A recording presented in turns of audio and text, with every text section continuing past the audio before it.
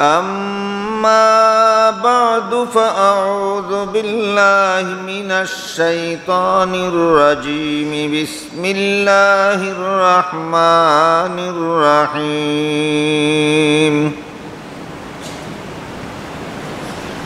وإذ وعدنا موسى 40 ليلة ثم اتخذتم العجل من بعده وأنتم ظالمون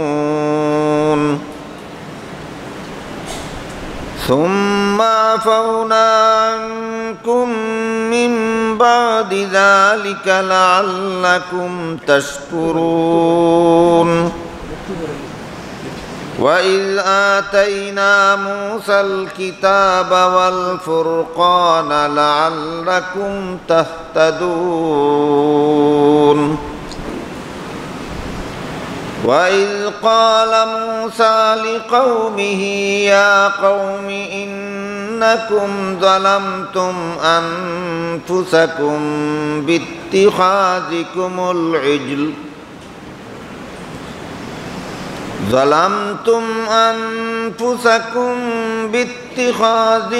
العجل فتوبوا إلى بارئكم فاقتلوا أنفسكم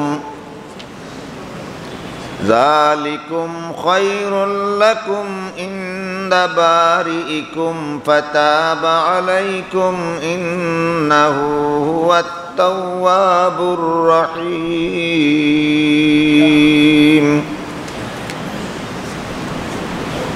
وإذ قلتم يا موسى لن نؤمن لك حتى نرى الله جهرة فأخذتكم الصاعقة وأنتم تنظرون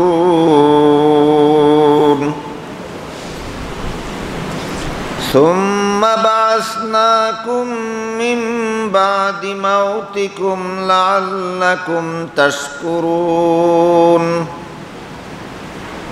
وظللنا عليكم الغمام وأنزلنا عليكم المن والسلوى كلوا من طيبات ما رزقناكم وما ظلمونا ولكن كانوا أنفسهم يظلمون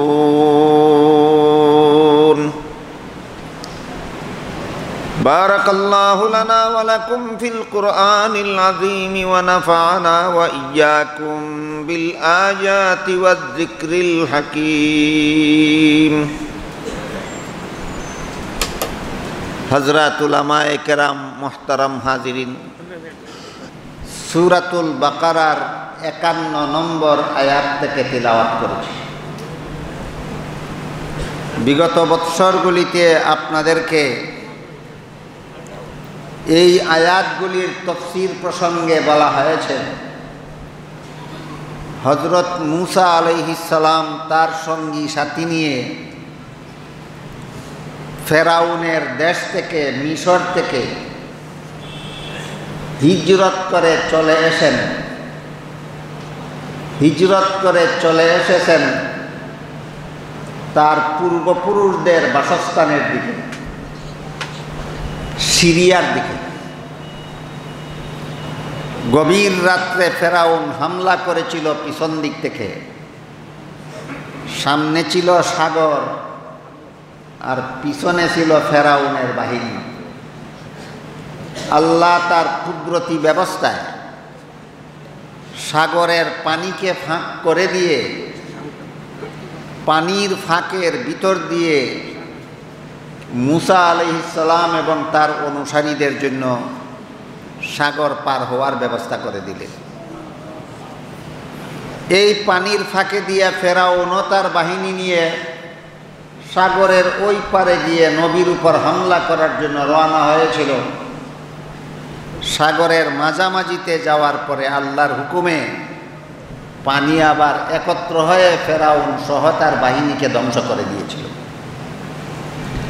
ঘটনা সবিস্তারে বিগত বৎসর এবং এর আগের বৎসর আপনাদেরকে শোনানো হয়েছে। সাগর পার হয়ে যাওয়ার পর ফেরাউন তার সেনাবাহিনী সহ ধ্বংস হওয়ার পর ওই পারে যাওয়ার পরে মুসা আলাইহিস সালামের বংশের লোকেরা, সঙ্গী সাথী লোকেরা, এদের বংশের নাম বনি ইসরাঈল।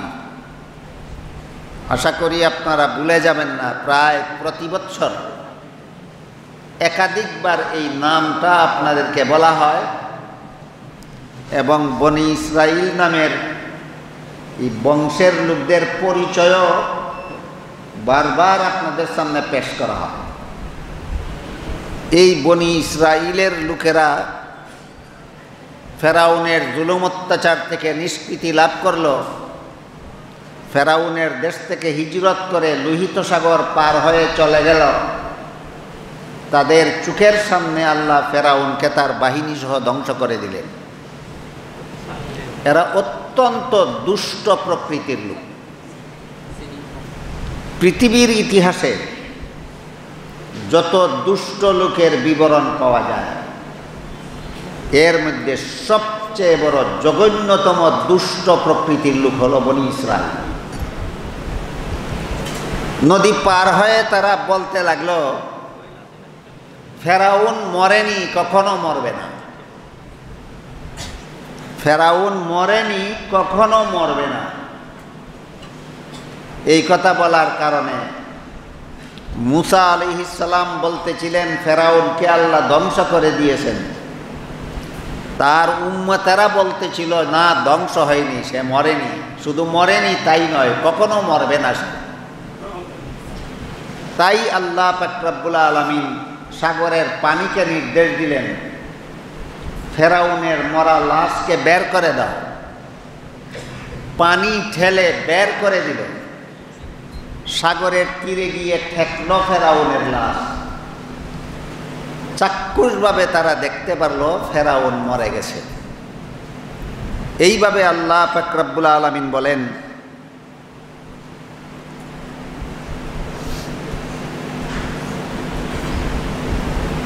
وَإِذْ فَرَقْنَا بِكُمُ الْبَحْرَ فَأَنْجَيْنَاكُمْ وَأَغْرَقْنَا آلَ فِرْعَوْنَ وَأَنْتُمْ تَنْظُرُونَ। স্মরণ করো তখনকার ঘটনা, যখন আমি সাগরের পানিকে ফাঁক করে তোমাদের জন্য রাস্তা করে দিয়েছিলাম, আর ফেরাউনকে দলে সদল বলে ধ্বংস করে দিয়েছিলাম, যে দৃশ্য তোমরা নিজেরা দেখতেছিলে। এভাবে তারা অস্বীকার করলো ফেরাউন মরেনি। আল্লাহ তাদেরকে চাক্ষুষভাবে দেখিয়ে দিলেন ফেরাউন মরেছে। তারপর এখান থেকে হযরত মুসা আলাইহিস সালাম তাদেরকে নিয়ে রওনা হলেন। যাবেন যে দেশের মূল বাসিন্দা তারা, সেই দেশটার নাম হলো, তৎকালীন পৃথিবীর মানচিত্রের এই দেশটার নাম বলা হতো মুলকে শাম, শাম দেশ। আধুনিক বিশ্বের মানচিত্রে শাম দেশ নামে কোনো দেশের নাম নাই। প্রাচীনকালের যেই দেশটাকে শাম দেশ বলা হতো, আধুনিক বিশ্বের মানচিত্রে সেই দেশটাকেই সিরিয়া বলা হয়। মিশর থেকে তারা এসেছেন, যাবেন সিরিয়ায়। অনেক লম্বা পথ, দীর্ঘ মরুভূমি পার হয়ে যেতে হয়। এমতাবস্থায় যাওয়ার পথে এক জায়গায় তারা দেখতে পেল একদল লোকেরা মূর্তির পূজা করে।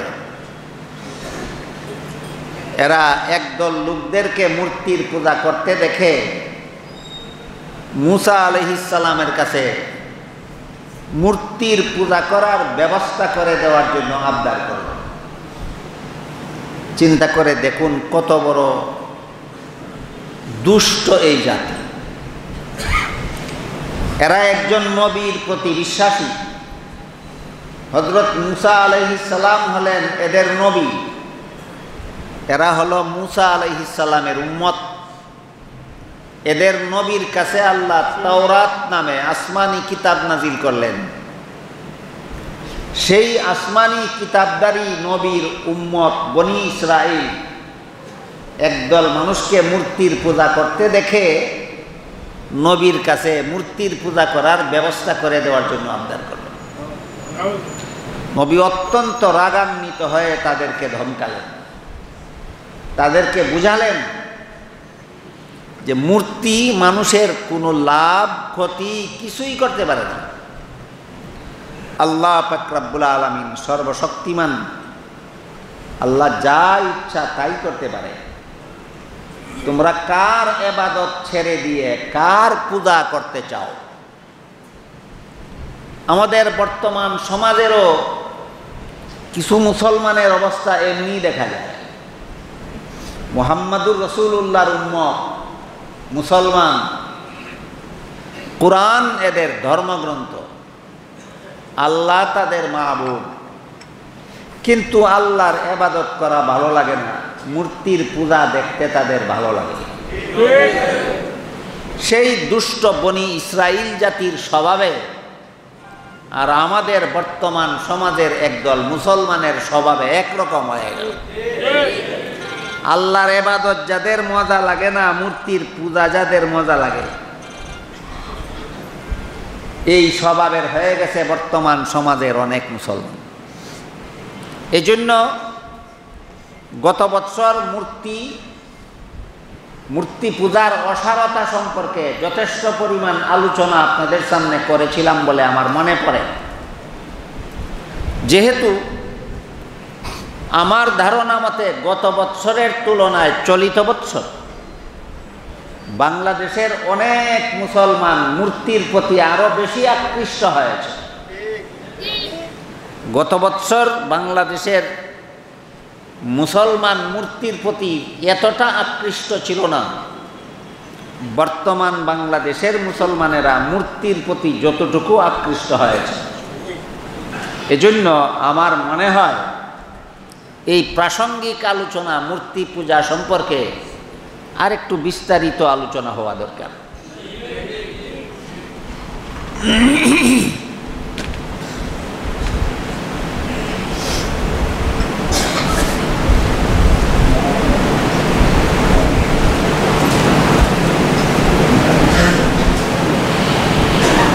হযরত মূসা আলাইহিস সালাম এখানে তাদেরকে ধমকালেন, শাসালেন, তোমরা কার ইবাদত ছেড়ে দিয়ে কার পূজা করতে চাও?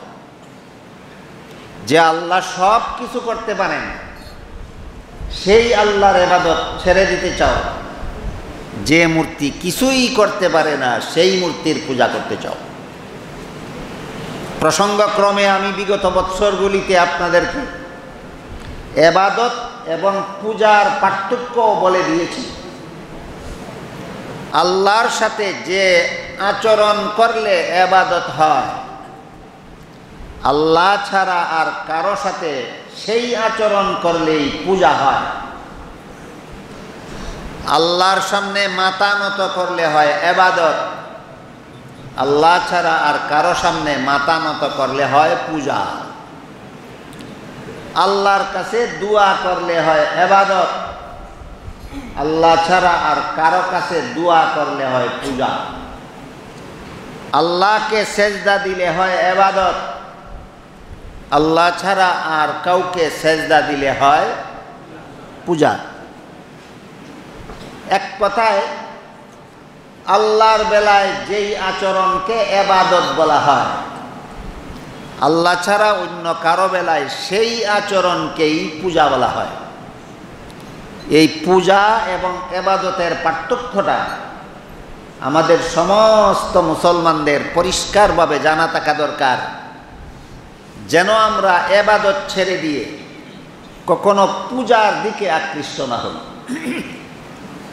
মূসা আলাইহিস সালাম তাদেরকে এই কথাটাই বুঝালেন, যে আল্লাহ যা ইচ্ছা তাই করার ক্ষমতা রাখেন, তার সামনে মাথা নত করার নাম ইবাদত। যে মূর্তি কিছুই করতে পারে না, তার সামনে মাথা নত করার নাম পূজা।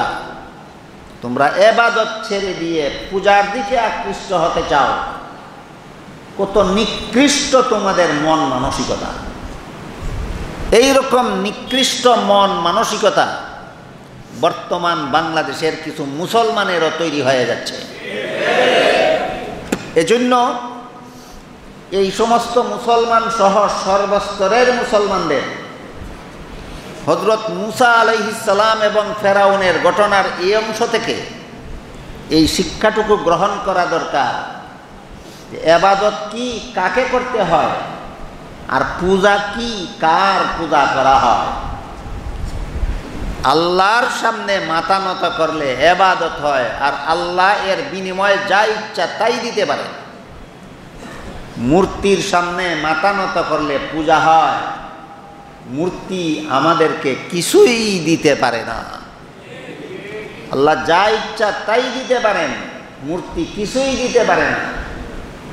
তাহলে মূর্তি পূজা সফল না আল্লাহর ইবাদত সফল? মূর্তি পূজা সার্থক না আল্লাহর ইবাদত সার্থক? আল্লাহর ইবাদত বৃথা না মূর্তি পূজা বৃথা? এই বিষয়টা মুসলমানদের কাছে খুব পরিষ্কার হওয়া দরকার আমি মনে করি। তারপরে হযরত মূসা আলাইহিস সালামকে আল্লাহ বললেন, আপনি স্বস্তির হয়ে তুর পাহাড়ে আসুন, সেখানে আপনার সাথে আমার কথাবার্তা হবে এবং আপনার কাছে আমি আসমানি কিতাব নাজিল করে দেব। হযরত মূসা আলাইহিস সালাম স্বস্তির হওয়ার আগেই একটু তাড়াহুড়া করেই তুর পাহাড়ে চলে গেলেন।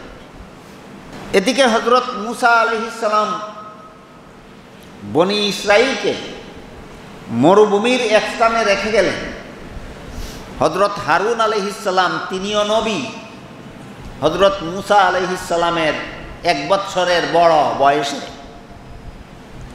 ওনার তত্ত্বাবধানে বনি ইসরাইলকে মরুভূমিতে রেখে গেলেন। বলে গেলেন যে আমি 1 মাসের জন্য তুর পাহাড়ে যাচ্ছি, 1 মাস পরে আমি ফিরে আসব। ওইখানে গিয়া একটা বিশেষ কারণবশত যেহেতু 1 মাসের মেয়াদকে আরো 10 দিন বাড়ানো হলো, 1 মাস পরে এরা চিন্তিত হয়ে গেলেন। নবী বলে গেলেন 1 মাস পরে চলে আসবেন, 1 মাস চলে গেল, আসছেন না কেন? তারা তো আর ওইখানে যে ঘটনাটা ঘটলো সেটা তো এখান থেকে এরা জানে না। এরা চিন্তায় পড়ে গেল যে নবী 1 মাস পরে চলে আসবেন বলে গেলেন, 1 মাস অতিবাহিত হয়ে যাচ্ছে, নবী আসছেন না কেন? এমত অবস্থায় এইদিকে এই বনি ইসরাইলের মুসলমান যারা মূসা আলাইহিস সালামের নবুয়তে বিশ্বাসী ছিল, এদের মধ্যে একটা লোক ছিল, এই লোকটার নামও ছিল মূসা। ইনি নবী মূসা নন, এটা নবীর উম্মতের মধ্যে আরেকজন মূসা। সে আর একটা অঘটন ঘটিয়ে ফেলল। কি অঘটন ঘটিয়ে ফেলল? সে একটা গরুর মূর্তি বানাইল, গরুর বাচ্চা, যেটাকে বাছুর বলা হয়, বাছুর, একটা বাছুরের মূর্তি বানাইল। বানানোর পরে বলতে লাগলো যে আমাদের মূসা নবী যে 1 মাস পরে ফিরে আসার কথা ছিল, তিনি তো আল্লাহর সাথে সাক্ষাৎ করতে গিয়েছিলেন, তিনি আল্লাহকে সেখানে পাননি। আল্লাহ তো এই মূর্তির ভিতরে আছেন, তিনি আল্লাহর খুঁজে গেছেন সেখানে, আর আল্লাহ এসে গেছেন এখানে। কাজী আল্লাহর সাথে তার সাক্ষাৎ না হওয়ায় তিনি আল্লাহর খুঁজে দেরি হচ্ছে। তোমরা যারা আল্লাহকে চাও, আল্লাহর ইবাদত করতে চাও, এই মূর্তির ভিতরে আল্লাহ আছেন, মূর্তিকে সামনে নিয়ে সেজদা দাও, সেই সেজদাই আল্লাহর ইবাদত হবে।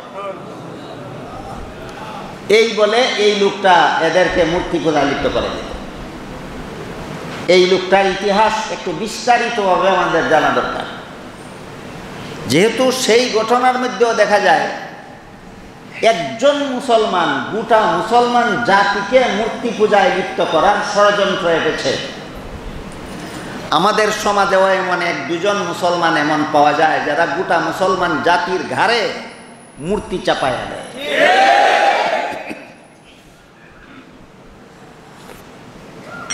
কাজে আমাদের বাস্তব অবস্থা আর মুসা নবীর সেই ইতিহাস একেবারে হুবহু মিলে যায়। এজন্য মুসা আলাইহিস সালামের মুসলমান উম্মতের মধ্যে যেই লোকটা মুসলমানদেরকে মূর্তি পূজায় লিপ্ত করেছিল তার আগাগোড়া ইতিহাস সবিস্তারে আমাদের বোঝা দরকার, এবং সেই মূর্তি পূজার শাস্তি আল্লাহ তাদেরকে কিভাবে দিয়েছিলেন বিস্তারিত বোঝা দরকার।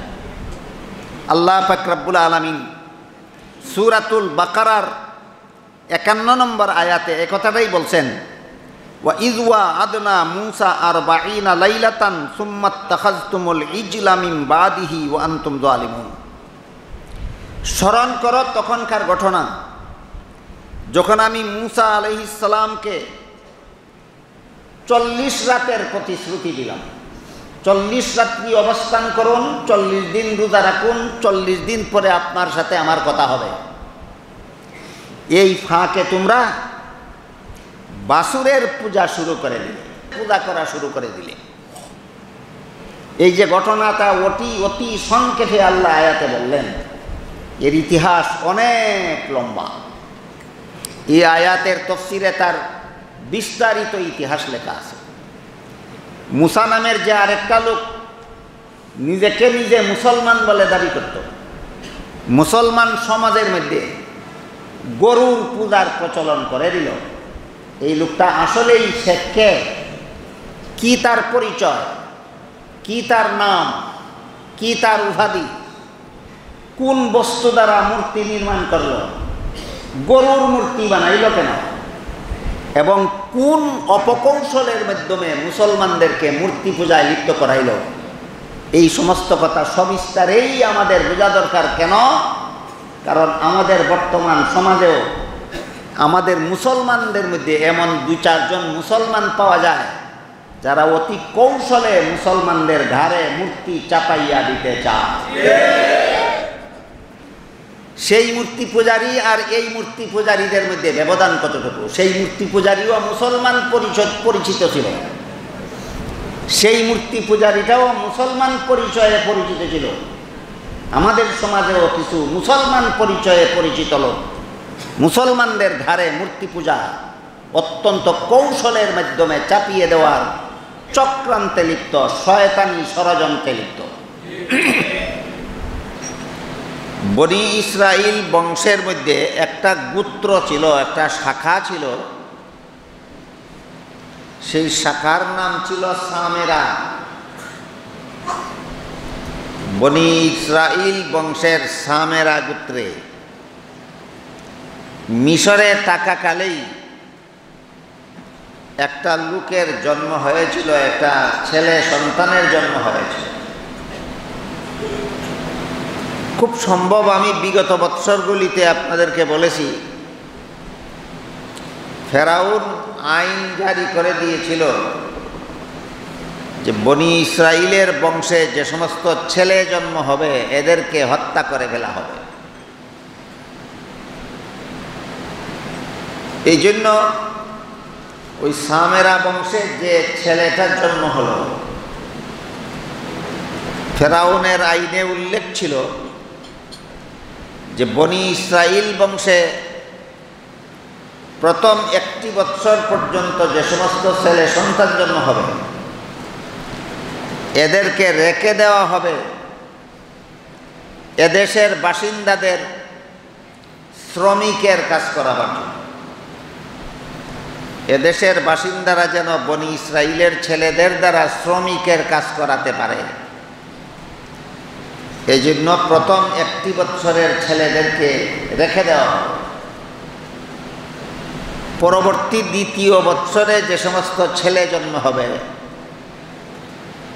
এদেরকে ফেরাউনের জল্লাদ বাহিনী হত্যা করে ফেলবে, যেন তাদের বংশে নবী হওয়ার সম্ভাবনা কম থাকে। আল্লাহ পাক রব্বুল আলামিন যে বংশের ছেলেদেরকে রেখে দেওয়া হতো যে বৎসরের ছেলেদেরকে রেখে দেওয়া হতো সেই বৎসরে হযরত হারুন আলাইহিস সালামকে জন্ম দিয়ে পাঠালেন, আর যে বৎসরের ছেলেদেরকে হত্যা করে ফেলা হতো সেই বৎসরে মুসা আলাইহিস সালামকে জন্ম দিয়ে পাঠালেন। একটা বৎসর ছিল বনি ইসরাইলের ছেলেদেরকে ছেড়ে দেওয়ার বৎসর, আর একটা বৎসর ছিল মুসা বনি ইসরাইলের বংশের ছেলেদেরকে হত্যা করে ফেলার বৎসর। হত্যা করে ফেলার বৎসরে হারুন আলাইহিস সালামের ভাই মুসা আলাইহিস সালাম জন্মগ্রহণ করলেন।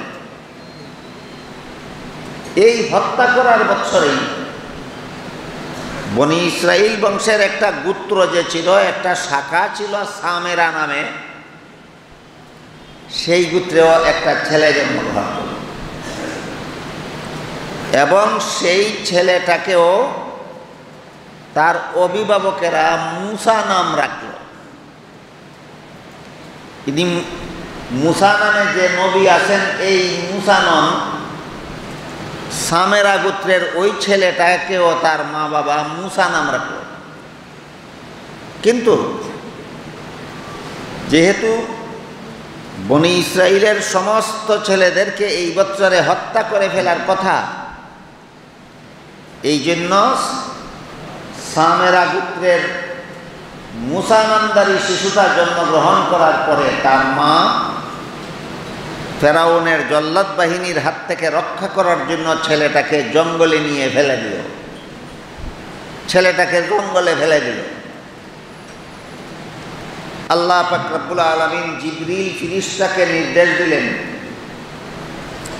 এই ছেলেটাকে জঙ্গলে তুমি নিরাপদে থাকার ব্যবস্থা করো এবং তার লালন পালনের ব্যবস্থা করো।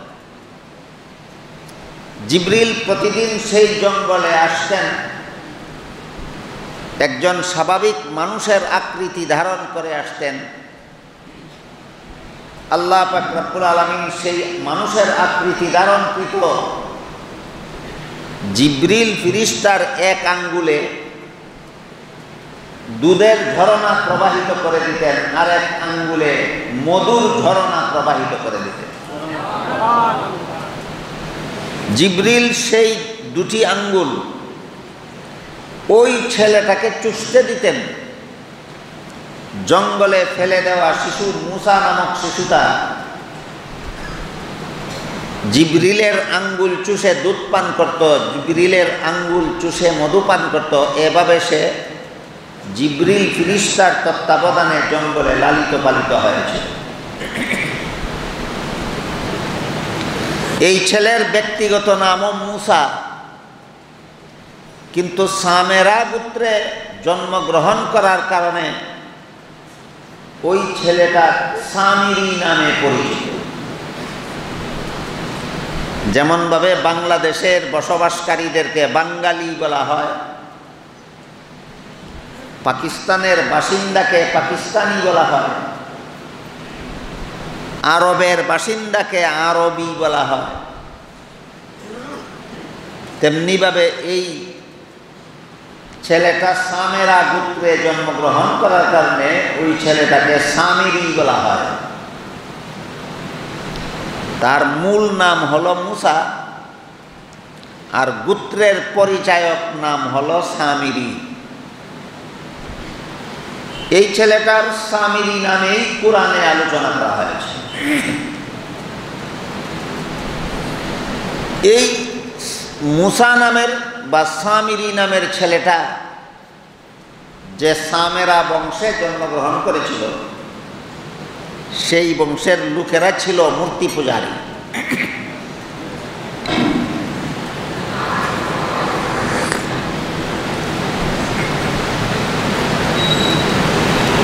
সামিরি নামক লোকটার গোত্রের লোকেরা, সামেরা গোত্রের লোকেরা মূর্তির পূজারী ছিল। তারা বিশেষত গরুর মূর্তির পূজা করত, গরুরও পূজা করত, গরুর মূর্তি বানিয়ে সেই মূর্তিরও পূজা করত।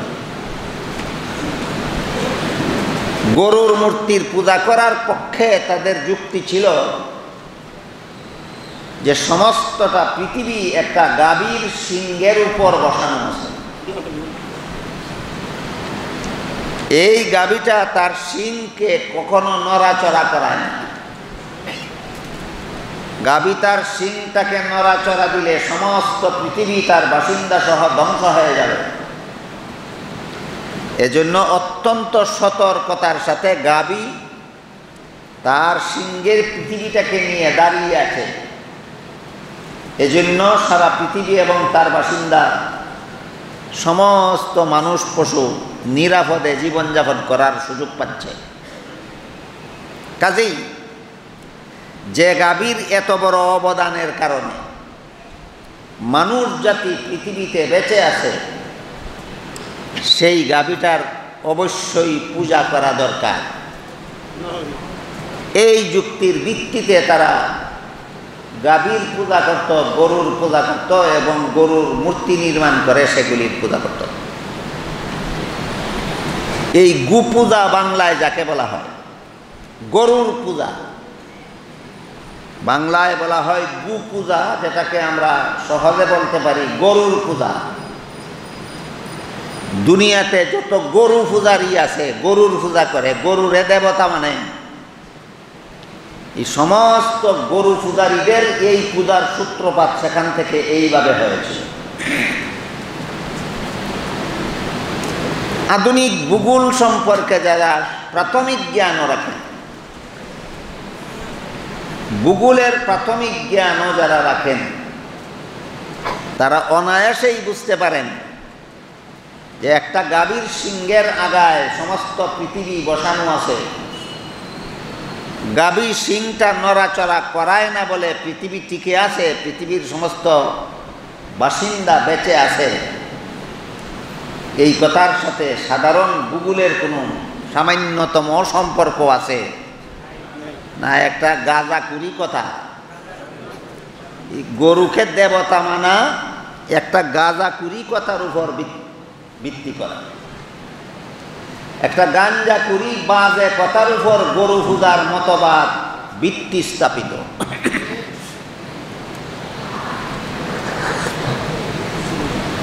আমার কথা বুঝে থাকলে বলুন তো, গরু পূজার মতবাদ কোনো বাস্তবতার উপর এই মতবাদের ভিত্তি স্থাপিত না একটা গাঁজাখুরি কথার উপর? গাঁজাখুরি কথার উপর। এই একটা কাল্পনিকতার উপর ভিত্তি করে দুনিয়ার বহু মানুষ গরুকে দেবতা মানে গরুর পূজা করে। যুক্তি, এই গরুর অবদান আছে আমাদের উপর। যাদের কোনো না কোনো অবদান আছে কারো উপর, তাদেরকেই যদি পূজা করতে হয়, তাহলে দুনিয়াতে এমন কোনো জিনিস নাই যার পূজা না করে উপায় আছে। বলেন আপনারা, সূর্যের অবদান আছে কিনা আমাদের উপর? তাহলে গরু পূজারীদের যুক্তি মতে সূর্যেরও পূজা করতে হবে। চন্দ্রের অবদান আছে কিনা আমাদের উপর? গরু পূজারীদের যুক্তিতে চন্দ্রেরও পূজা করতে হবে। গ্রহ নক্ষত্রের অবদান আছে আমাদের উপর, তাই গরু পূজারীদের যুক্তিতে গ্রহ নক্ষত্রেরও পূজা করতে হবে। আবহাওয়ার অবদান আছে আমাদের উপর, বাতাসের অবদান আছে আমাদের উপর, গরু পূজারীদের যুক্তি মানলে বাতাসেরও পূজা করতে হবে। মাটির অবদান আছে আমাদের উপর, গরু পূজারীদের যুক্তি মানলে মাটিরও পূজা করতে হবে। আগুনের অবদান আছে আমাদের উপর, গরু পূজারীদের যুক্তি মানলে আগুনেরও পূজা করতে হবে। পানির অবদান কি আপনাদের উপর আছে? গরু পূজারীদের যুক্তি মানলে পানিরও পূজা করতে হবে। আসমান জমিনে যা কিছু আছে আল্লাহ কোরআনে বলেছেন সব কিছুকেই তোমাদের সেবার জন্য সৃষ্টি করেছি। আসমান জমিন, চন্দ্র সূর্য, গ্রহ নক্ষত্র, আগুন পানি মাটি বাতাস, চন্দ্র সূর্য, পাহাড় পর্বত, নদী নালা, গাছপালা, জীব জন্তু, সব কিছুকে আল্লাহ মানুষ পূজা করার জন্য সৃষ্টি করেছেন না মানুষকে সেবা করার জন্য সৃষ্টি করেছেন? যাদেরকে আল্লাহ আমাদের দাস বানিয়েছেন তাদেরকে গরু পূজারীরা মনিব বানিয়েছে, গুলাম রে মনিব বানাইছে। কাকে কি বানাইল? গুলামকে মনিব বানাইল। এটা তাজা মস্তিষ্ক সম্পন্ন মানুষের মতবাদ হতে পারে না, এটা পচা মস্তিষ্ক সম্পন্ন মানুষের মতবাদ হতে পারে।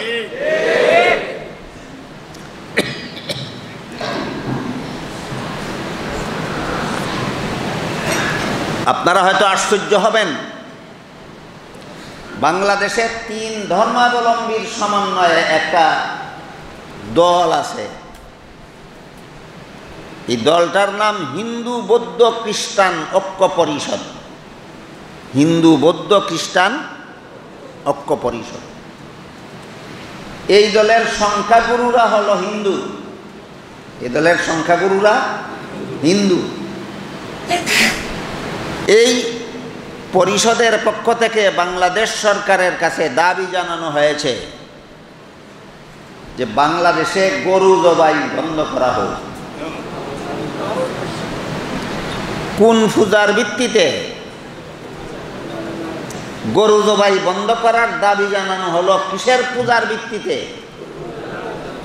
গরু পূজার ফাউন্ডেশন কোনো বাস্তবতার উপর স্থাপিত না গাঞ্জা কুড়িকতার উপর স্থাপিত?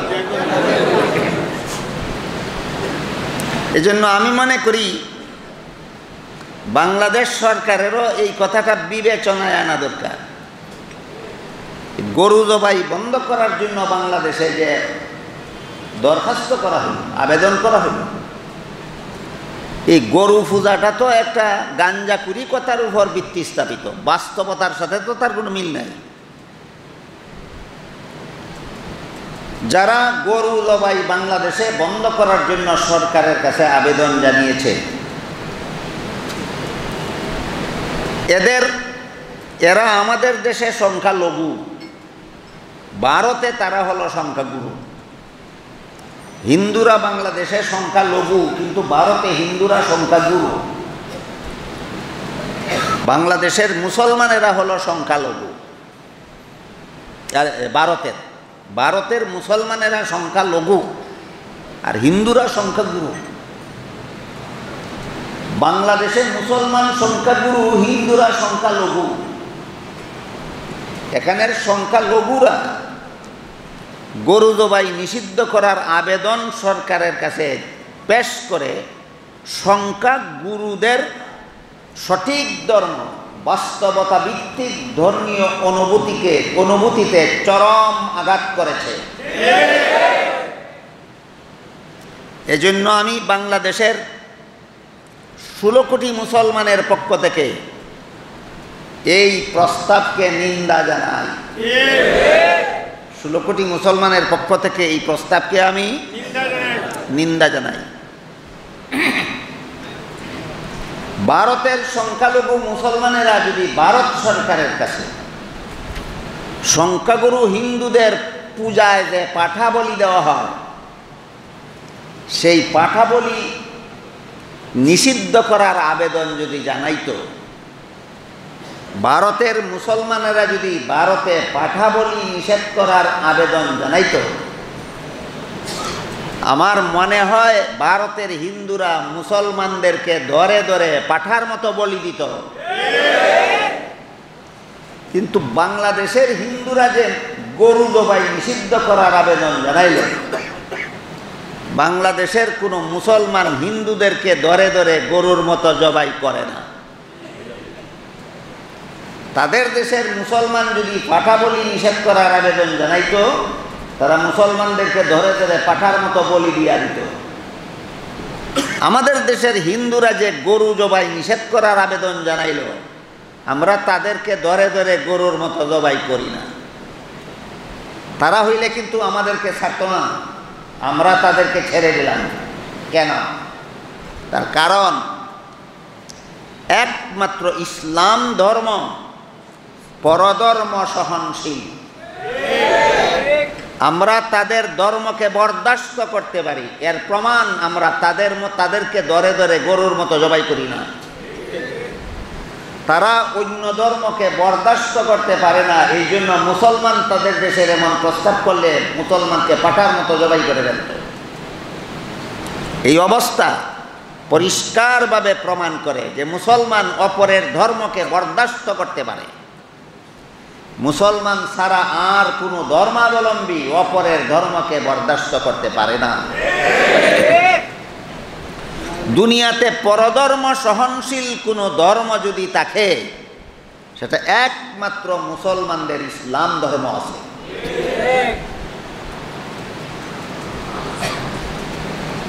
যাই হোক,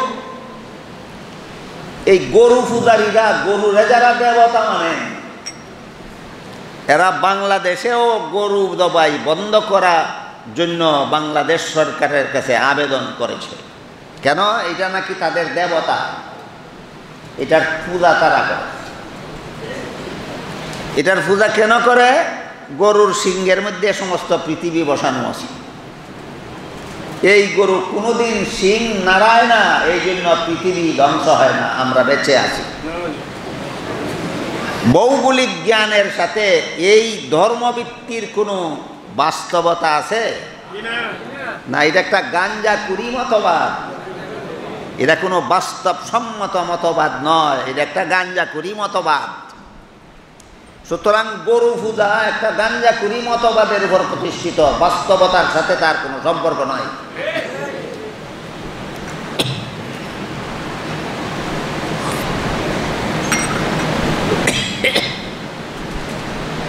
কথাগুলি বুঝে থাকলে আপনারা বলুন তো, আল্লাহ গরু সৃষ্টি করেছেন মানুষ তাকে পূজা করার জন্য, না সে মানুষের সেবা করার জন্য? যাকে বানাইছিলেন আল্লাহ মানুষের গোলাম, মানুষ বানাইল তাকে মনিব। আল্লাহ তাকে তোমার গোলাম বানিয়ে দিয়েছিলেন, তুমি তোমার গোলামকে মনিব বানাইছ। কারে কি বানাইল? গোলাম রে মনিব বানাইল।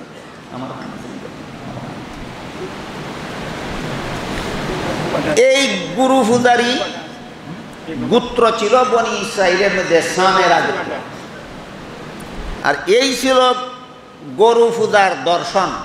গরু পূজার দর্শন, গরুরে যারা দেবতা মানে, এই গরুরে দেবতা মানার এই ভিত্তিহীন ধর্মের এখান থেকেই সূচনা হয়।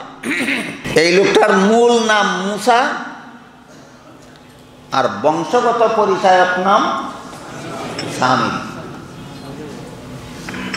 এই লোকটা ফেরাউনের জল্লাদ বাহিনীর হাত থেকে রক্ষা করার জন্য মা তাকে প্রসবের পরে জঙ্গলে ফেলে দিয়েছিল।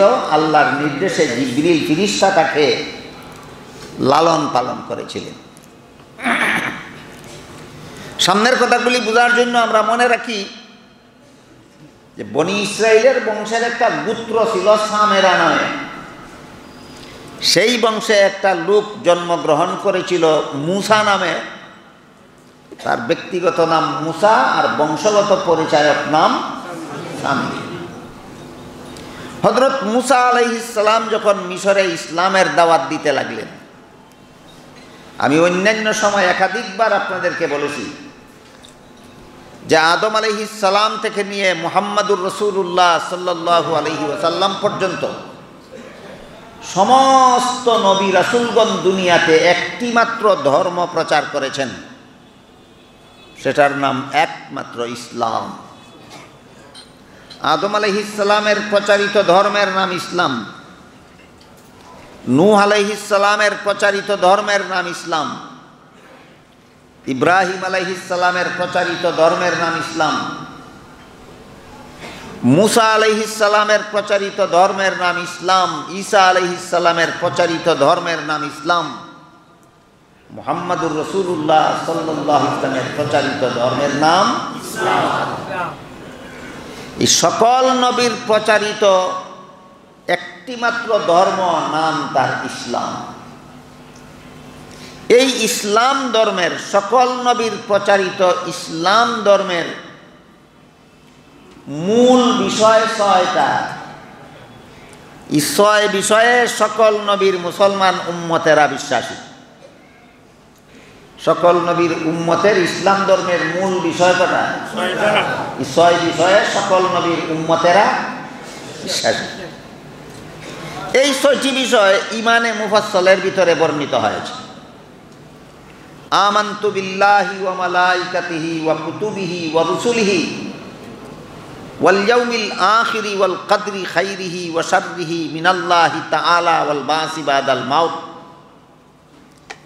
আমি আল্লাহর প্রতি বিশ্বাস স্থাপন করলাম, আমি আল্লাহর ফেরেশতাগণ বিশ্বাস করলাম, আমি আল্লাহর নাজিলকৃত আসমানি কিতাবগুলি বিশ্বাস করলাম, আমি আল্লাহর প্রেরিত নবী রাসূল বিশ্বাস করলাম, আমি আল্লাহর নির্ধারিত তকদির বা ভাগ্য তালিকা বিশ্বাস করলাম, আমি পরকালে বিশ্বাস স্থাপন করলাম। কটা হইল? আল্লাহ বিশ্বাস, ফেরেশতা বিশ্বাস, আসমানি কিতাব বিশ্বাস, নবী রাসূল বিশ্বাস, তকদির বিশ্বাস, পরকাল বিশ্বাস। কটা? এবার বুঝে থাকতে বলুন তো, সকল নবীর প্রচারিত ইসলাম ধর্মের মূল বিষয় কটা?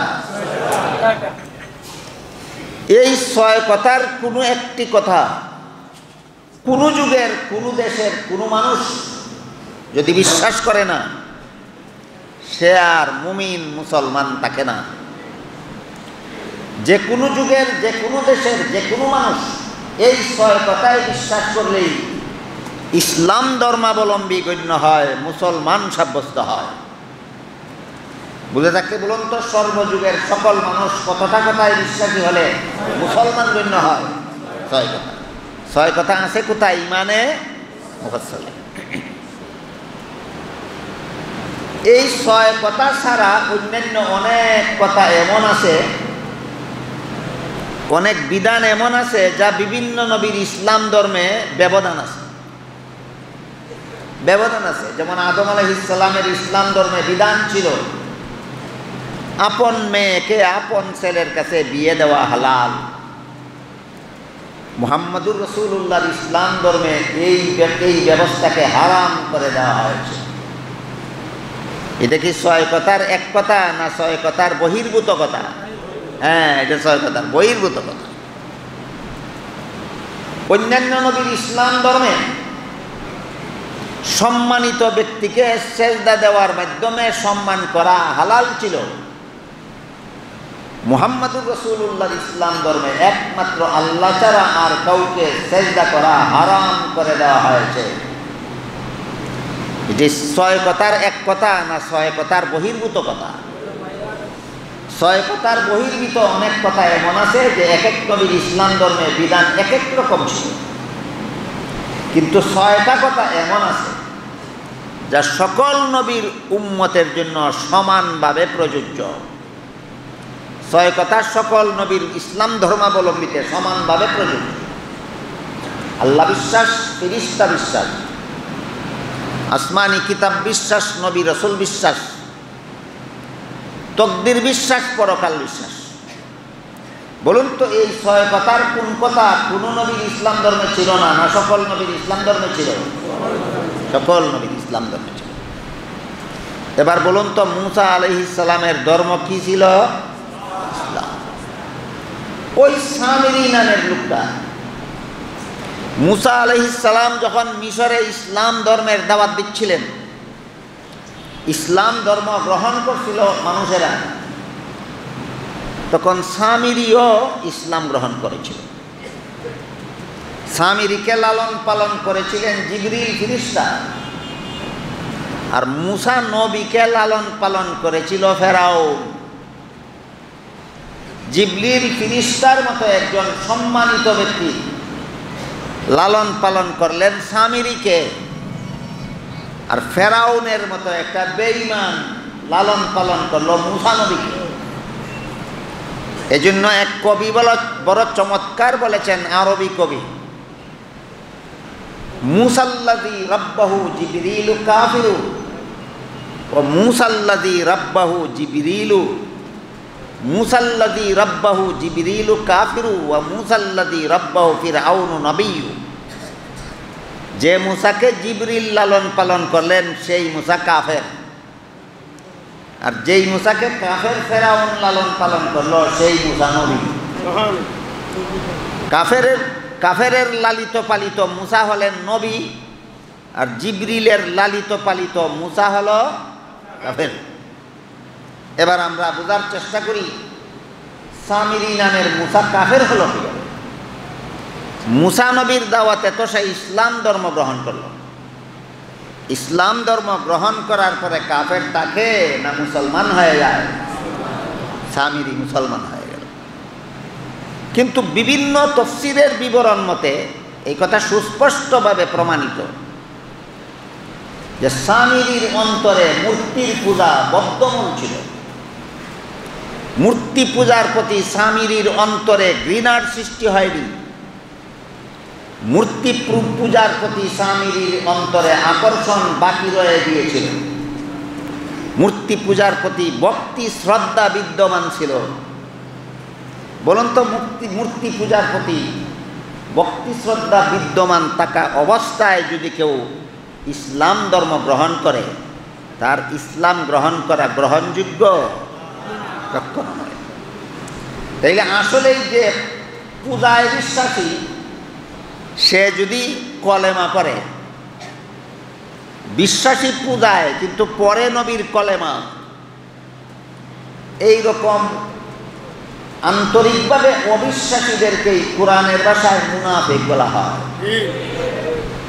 কিছু লোক আছে যারা পরিষ্কার ভাষায় বলে আমরা ইসলাম ধর্ম মানি না, আসলেও মানে না, স্বীকারও করে যে আমরা ইসলাম ধর্ম মানি না। এরা অবিশ্বাসী, সরল অবিশ্বাসী। আর কিছু লোক মুখে বলে ইসলাম গ্রহণ করলাম কিন্তু অন্তরে মূর্তি পূজা বিদ্যমান। এরা সরল অবিশ্বাসী না দুঃখবাজ? এই সমস্ত দুঃখবাজদেরকে কোরআনের ভাষায় মুনাফিক বলা হয়। তাহলে সামিরি সরলভাবে ইসলাম গ্রহণ করেছিল না ইসলাম গ্রহণের নামে প্রতারণা করেছিল? ইসলাম গ্রহণের নামে প্রতারণা করেছিল। তার বংশের লোকদের সাথে সাথে তার অন্তরেও মূর্তি পূজার প্রতি ভক্তি শ্রদ্ধা বিদ্যমান ছিল। মূর্তি পূজার প্রতি তার অন্তরে ঘৃণার সৃষ্টি হয়। মূর্তি পূজার ইতিহাসের, গরু পূজার ইতিহাসের গোড়ার কথা বুঝে থাকলে বলুন, গরু অথবা গরুর কোনো মূর্তির পূজাকে কোনো বাস্তববাদী মানুষ শ্রদ্ধা করতে পারে না ঘৃণা করতে বাধ্য? কারণ এটা বাস্তবতার উপর নির্ভরশীল নয়, এটা একটা গাঁজাখুরিকতার উপর নির্ভরশীল। সমাজে মুসলমান হিসাবে পরিচিত, সমাজের মানুষ জানে সামিরি একটা মুসলমান, কিন্তু তার অন্তরে রয়েছে মূর্তি পূজার প্রতি শ্রদ্ধা। আমাদের বর্তমান সমাজেও এমন মুসলমানের অভাব নাই। অন্তরে অন্তরে মূর্তি পূজার প্রতি শ্রদ্ধাশীল আর বাহ্যিকভাবে মুসলমান হিসাবে পরিচিত। এই রকম দুঃখাবাজদেরকে কোরআনের ভাষায় মুমিন মুসলমান বলা হয় না মুনাফিক বলা হয়? মুনাফিক। যে সমস্ত নামদারি মুসলমান, যারা সামাজিকভাবে মুসলমান হিসাবে পরিচিত, এদের মধ্যে যাদের অন্তরে মূর্তি পূজার প্রতি শ্রদ্ধা রয়েছে, এদের জন্য রাসূল করিম সাল্লাল্লাহু আলাইহি ওয়াসাল্লামের একটা হাদিস আপনাদেরকে পরিষ্কারভাবে বলে দিচ্ছি, স্মরণ রাখুন। সেটা হলো আল্লাহ রাসূল বলেন, আল মারউ মা'a মান আহাব্বা, দুনিয়াতে যাকে যে ভালোবাসবে পরকালে তার সাথে তার হাসর হবে। মূর্তির ভালোবাসা যাদের অন্তরে আছে, পরকালে মূর্তি যাবে যেখানে এরাও যাবে সেখানে। মূর্তির প্রতি যাদের অন্তরে ভালোবাসা আছে, পরকালে মূর্তি যাবে যেখানে এরাও যাবে সেখানে। জরুরি ভিত্তিতে আমাদের এবার জানা দরকার যে পরকালে মূর্তি যাবে কোথায়।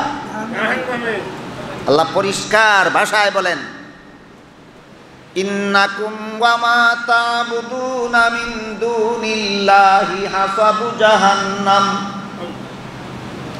মূর্তি এবং মূর্তির পূজারী, পূজারী আর পূজনীয়, যার পূজা করলো আর যে পূজা করলো। যার পূজা করলো সে কে? মূর্তি। যে পূজা করলো সে কে? মূর্তি পূজারী। আল্লাহ পরিষ্কার ভাষায় কোরআনে বলে দিয়েছেন, মূর্তি এবং তার পূজারী উভয় পক্ষ জাহান্নামের লাকড়ি হয়ে থাকবে চিরকাল। কোথাকার লাকড়ি? জাহান্নামের লাকড়ি। মুনাফিক মুসলমানেরা ইচ্ছা মতো মূর্তিকে ভালোবাসো, পরকালে মূর্তি যাবে যেখানে তোমরাও যাবে সেখানে।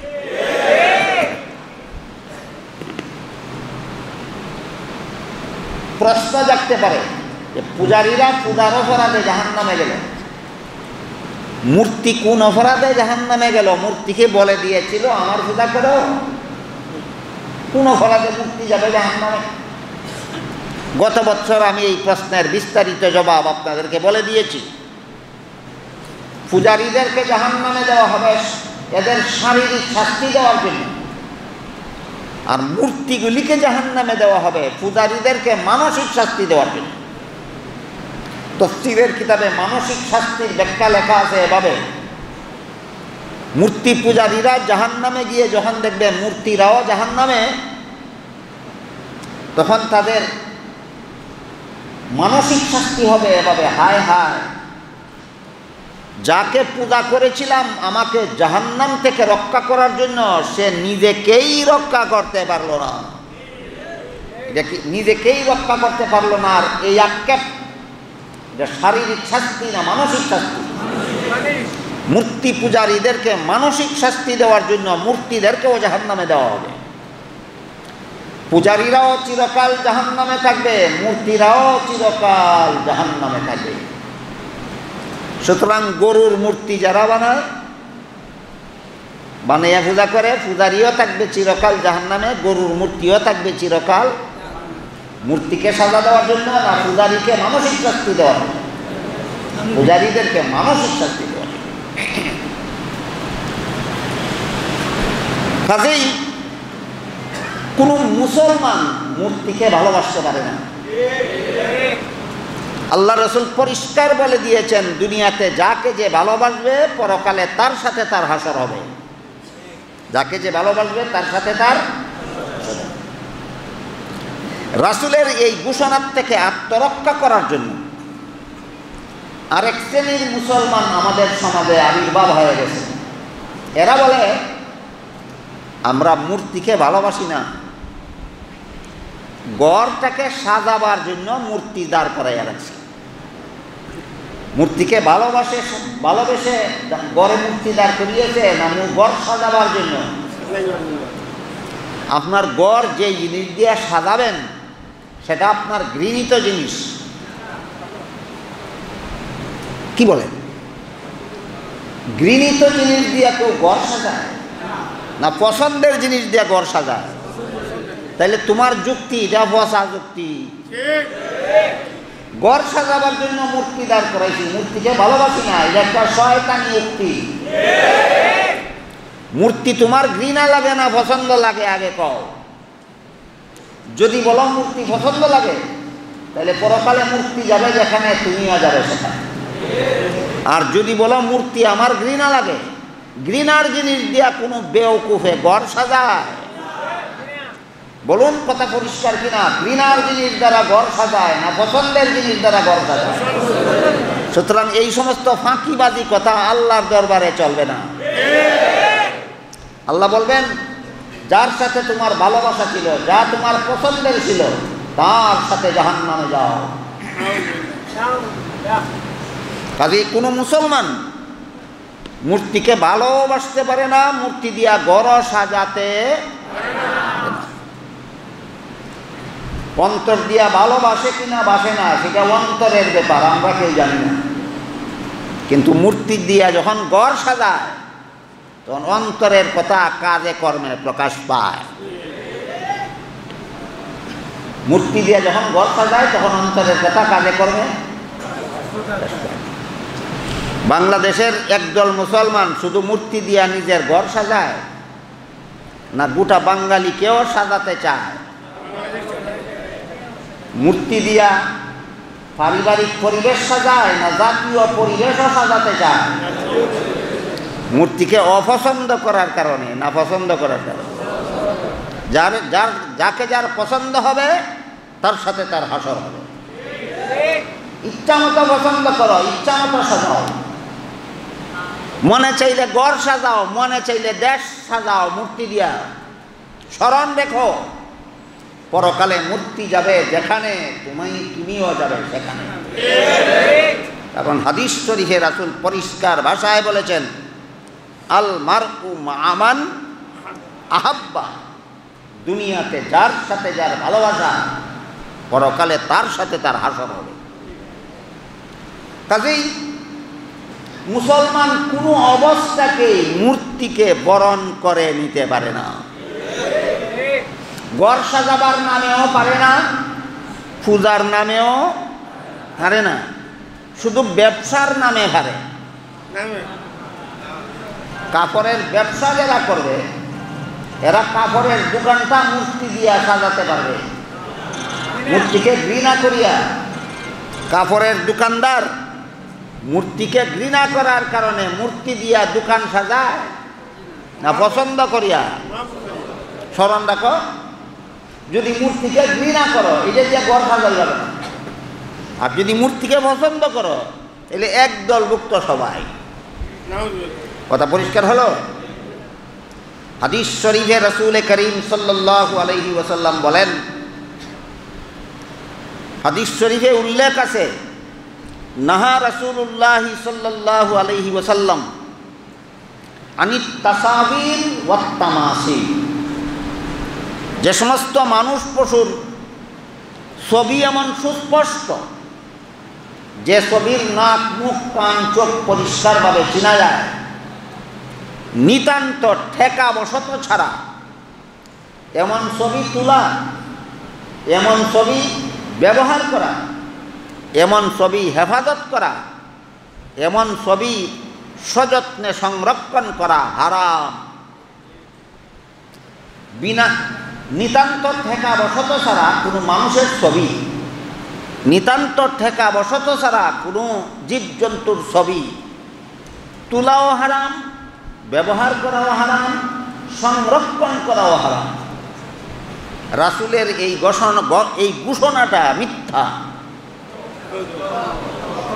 মুসলমানদের নবী মুহাম্মদুর রাসূলুল্লাহ মিথ্যা ঘোষণা দেন? বাকি রইল নিতান্ত ঠেকা বলতে আমরা কি বুঝতে পারি? একজন হাজী সাহেব হজে যাবেন, পাসপোর্টে ছবি না লাগাইলে সরকার হজ মক্কা পর্যন্ত যাইতে দেবে না, দেশের বাইরে যাইতে দেবে না। বলুন, হাজী সাহেবের ছবি পাসপোর্টে না লাগাইলে হজ করতে পারবে? এই লোকটা বিলাসিতার জন্য পাসপোর্টে ছবি লাগাইল, সাজাইবার জন্য না টাকা বসত? আর আমার ঘরে আমার বাবার ছবি লটকাইয়া রাখলাম, আমার ঘরে ময়ূরের ছবি লটকাইয়া রাখলাম, ঠেকা বসত না রঙ্গে?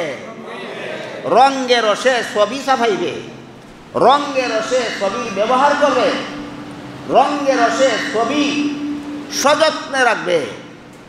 আল্লাহ রাসূল পরিষ্কার ভাষায় বলেছেন, হাসরের বিচারে জাহান্নামে যেতেই হবে। কোন ছবি? যে কোনো জিনিসের ছবি না, মাত্র দুইটা জন্তুর ছবি, মানুষ আর পশু। একজন সাহাবী রাসূলকে বললেন, ওগো আল্লাহর রাসূল, আপনি যে ছবি হারাম ঘোষণা করে দিলেন, আমার তো ছবি তোলা পেশা, ছবি তুলি, বিক্রি করি, সংসার চালাই, আর কোনো পেশাই আমি জানি না। এখন ছবি তোলা হারাম হলে আমি রুজি রোজগার করবো কীভাবে, জীবনযাপন করবো কীভাবে? জবাবে রাসূল বলেন, মাত্র দুইটা ছবি হারাম করা হয়েছে, মানুষের ছবি আর জীবজন্তুর ছবি। আর আল্লাহর জগতের বাকি সব কিছুর ছবি হালাল। বাজারের ছবি, ঘরের ছবি, বিল্ডিংয়ের ছবি, গাছের ছবি, ফলের ছবি, ফুলের ছবি, নদীর ছবি, সাগরের ছবি, পাহাড়ের ছবি, মরুভূমির ছবি, সারা জগতের সব কিছুর ছবি তুলো, ছবি ব্যবহার করো, ছবি বিক্রি করো। মানুষের ছবি ছাপা হারাম, হাইওয়ান পশু হাইওয়ানের ছবি ছাপা হারাম। বলেন সমস্ত ছবি হারাম না মাত্র দুইটা ছবি হারাম? মাত্র দুইটা ছবি হারাম। তাও সর্বাবস্থায় না রঙ্গে রসে? হ্যাঁ, ঠেকা বসত এইটাও হারাম নয়। হাজি লোকের পাসপোর্টে ছবি লাগাতেই হয় বিলাসিতার জন্য না ঠেকা বসত? কাজে কে ঠেকা বসত ছবি তুলে আর কে রঙ্গে ছবি তুলে, এটা তো ব্যাপার তো পরিষ্কার। পার্থক্য পরিষ্কার কিনা? পার্থক্য পরিষ্কার। হাদিসে উল্লেখ আছে, নাহা রাসূলুল্লাহ সাল্লাল্লাহু আলাইহি ওয়াসাল্লাম আনিত তামাসিল ওয়াত তাসাবিহ। ছবির ব্যবহারও আল্লাহ রসুল নিষেধ করেছেন। ভাস্কর্য বলা হয় বাংলায়, ভাস্কর্যকেও রাসূল হারাম ঘোষণা করেছেন। এই ভাস্কর্য শব্দটা বাংলার একটা কঠিন শব্দ, সহজ শব্দ হইল মূর্তি।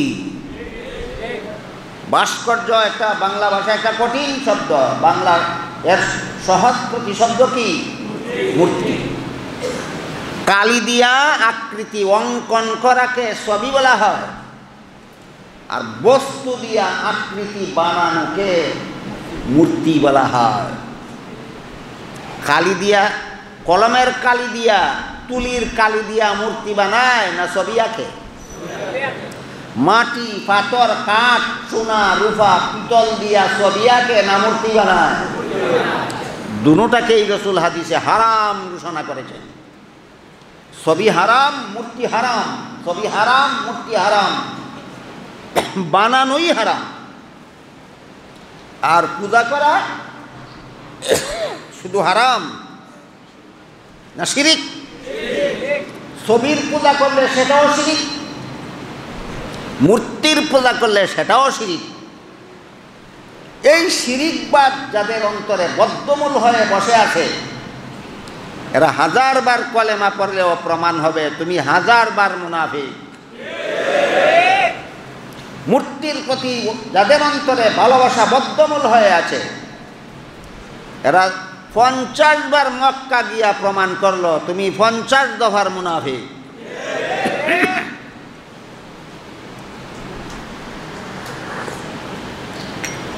এই মূর্তি পূজার প্রতি আকর্ষণ বিদ্যমান ছিল আমাদের আলোচিত কার অন্তরে? সামিরীরা। মুখে মুসা নবীর কলেমা পড়ে আর মনে মনে গরুর মূর্তির ভক্তি শ্রদ্ধা করে। মুখে মুখে নবীর কলেমা পড়ে আর অন্তরে অন্তরে গরুর মূর্তির প্রতি শ্রদ্ধা পোষণ করে। এবার বলুন, সেটা খাঁটি মুমিন না মুনাফিক? বাহ্যিকভাবে যেহেতু কলেমা পড়ে, এই জন্য মুসলমান সমাজে আশ্রয় করে নিয়েছে। মুনাফিকরা কলেমা পড়েই মুসলমান সমাজে আশ্রয় নেওয়ার জন্য। হযরত মুসা আলাইহিস সালাম যখন ফেরাউনের দেশ থেকে বনি ইসরাইলের সমস্ত অনুসারীদেরকে নিয়ে লোহিত সাগর পার হয়ে চলে আসলেন, তখন এদের সাথে সামিরীও ছিল। কলেমা মানি না বলে না কলেমা স্বীকার করে নিয়ে? এটা মুসলমান হিসাবে মুসা নবীর দলভুক্ত ছিল না, একটা মুনাফিক হিসাবে, মুনাফিক হিসাবে মুসলমানের দলভুক্ত ছিল।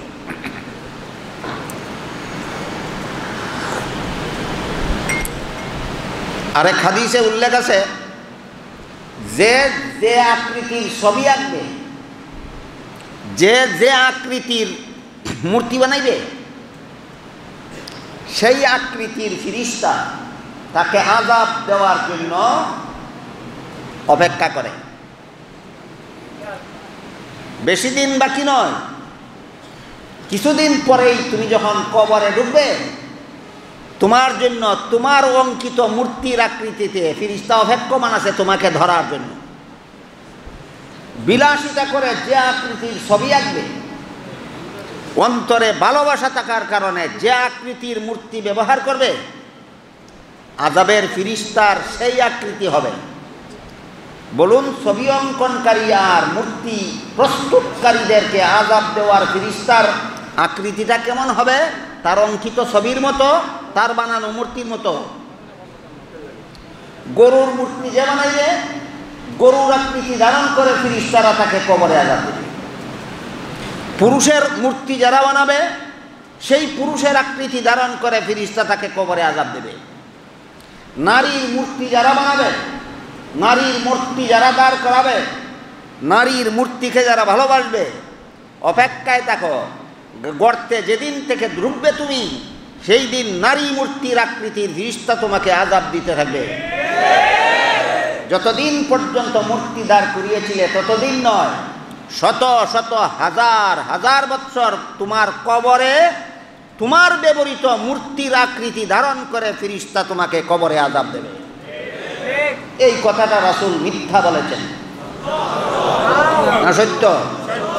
যদি আপনাদের বিশ্বাস থাকে আপনাদের নবী সত্য কথা বলেন, তাহলে বিলাসিতা করিয়া যে আকৃতির ছবি বানাইলেন, স্মরণ রাখুন কবরে ঢোকা মাত্র সেই আকৃতির ফেরেশতা আপনাকে আযাব দেবে।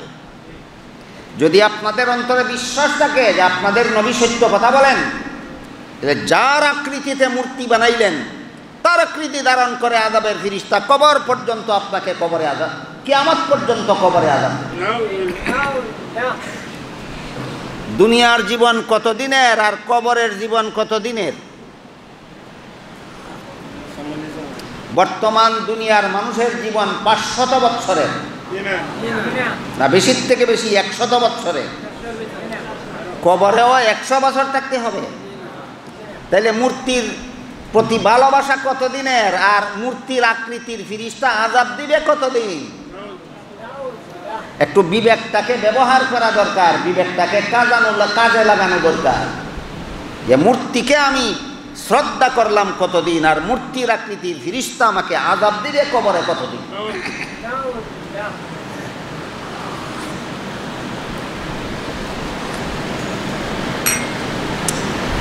এবার বলুন, সামিরি হযরত মুসা আলাইহিস সালামের সাথে ফেরাউনের দেশ মিশর থেকে লোহিত সাগর পার হয়ে চলে আসলো কোন পরিচয়ে?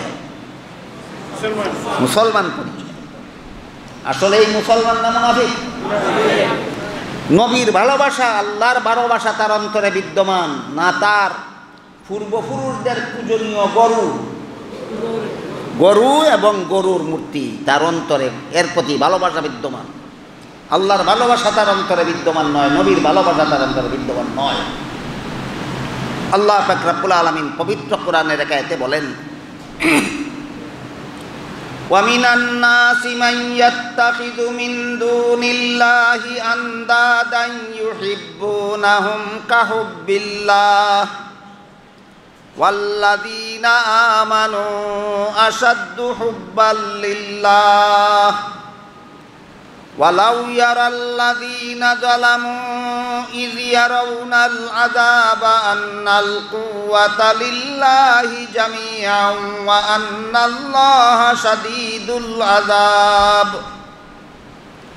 إذ تبرأ الذين اتبعوا من الذين اتبعوا ورأوا العذاب وتقطعت بهم الأسباب وقال الذين اتبعوا لو أن لنا كرة فنتبرأ منهم كما تبرأوا منا كذلك يريهم الله أعمالهم حسرات عليهم وما هم بخارجين من النار। এই দীর্ঘ আয়াতে আল্লাহ বলেন, একদল মানুষ আছে যারা যেই ভালোবাসা আল্লাহকে দেওয়ার কথা ছিল, সেই ভালোবাসা অন্য কিছুকে দেয়। আল্লাহর ভালোবাসার কারণে আল্লাহর ইবাদত করার কথা ছিল, বিবেকসম্মতভাবে ইবাদত আল্লাহর করে না, মাথা আল্লাহর সামনে নত করে না, মাথা দেবতার সামনে নত করে। আল্লাহকে বেশি ভালোবাসে না অন্য কিছুকে বেশি ভালোবাসে? এটার নাম শিরিকবাদ। শিরিকবাদে যারা লিপ্ত এরা অধিকাংশরাই নিজেদের বিবেক মতে শিরিকবাদে লিপ্ত হয় না, একদল উস্কানিদাতার উস্কানিতে শিরিকবাদে লিপ্ত হয়। যারা উস্কানি দিয়া একদল মানুষকে শিরিকবাদে লিপ্ত করায়, যাদেরকে শিরিকবাদে লিপ্ত করাইছিল একদল মানুষ উস্কানি দিয়া, হাসরের মাঠে আল্লাহ বলবেন, যাদের উস্কানিতে তুমি আমার সাথে দেবতাকে শরীকদার সাব্যস্ত করেছিলে, যাদের উস্কানিতে তোমার অন্তরে দেবতার ভালোবাসা বিদ্যমান বদ্ধমূল করেছিলে, জাহান্নাম থেকে নাজাতের জন্য তাদের কাছে যাও। একদল আল্লাহর সাথে শরীকদার সাব্যস্ত করলো, আর একদলে এই কাজের জন্য উস্কানি দিল। যারা শিরিক সাব্যস্ত করলো এদেরকে আল্লাহ বলবেন, যারা তোমাদেরকে উস্কানি দিয়েছিল তাদের কাছে যাও, আমার কাছে তোমাদের নাজাতের ব্যবস্থা নাই। হাসরের মাঠে খুঁজে এই সমস্ত শিরিকবাদীরা তাদের উস্কানি দাতাদেরকে বের করে বলবে, এই মূর্তিকে শ্রদ্ধা করার উস্কানি তুমি আমাদেরকে দিয়েছিলে। আজকে আল্লাহ বলেছেন, আল্লাহর কাছে আমাদের নাজাতের কোনো ব্যবস্থা নাই, তুমি আমাদের নাজাতের ব্যবস্থা করো। উস্কানিদাতা দেখবে নিজেরই জান বাঁচাবার উপায় নাই, যাদেরকে উস্কানি দিয়েছিল তাদেরকে বাঁচাবে কীভাবে? তখন উস্কানিদাতা হাসরের মাঠে যাদেরকে উস্কানি দিয়েছিল তাদেরকে বলবে, আমি তোমাদেরকে উস্কানি দেই নাই। আসলে এই উস্কানি দেয় নাই না দিয়েছিল? দেয় নাই বলে কেন? ঠেকছে, ঠেকার কারণে। তখন যারা এদের উস্কানিতে শিরিকবাদে লিপ্ত হয়েছিল তারা আল্লাহর কাছে প্রস্তাব করবে, হে আল্লাহ, এই বাটপারদেরকে আর আমাদেরকে আবার একটা নয়া দুনিয়াতে পাঠাও। কেন? ফানাতাবাররা মিনহুম কামা তাবাররাউ মিন্না, আমাদের সাথে যেই প্রতারণাটা করলো আজকে হাসরের মাঠে, নতুন দুনিয়াতে গিয়ে আমরা তাদের সাথে আবার সেই প্রতারণাটা করতে চাই। আবার যখন আমাদেরকে উস্কানি দিবে শিরিকবাদে লিপ্ত হওয়ার জন্য, সেই দিন আজকে যে আমার সাথে প্রতারণাটা করলো এর বিচারটা করে দেব।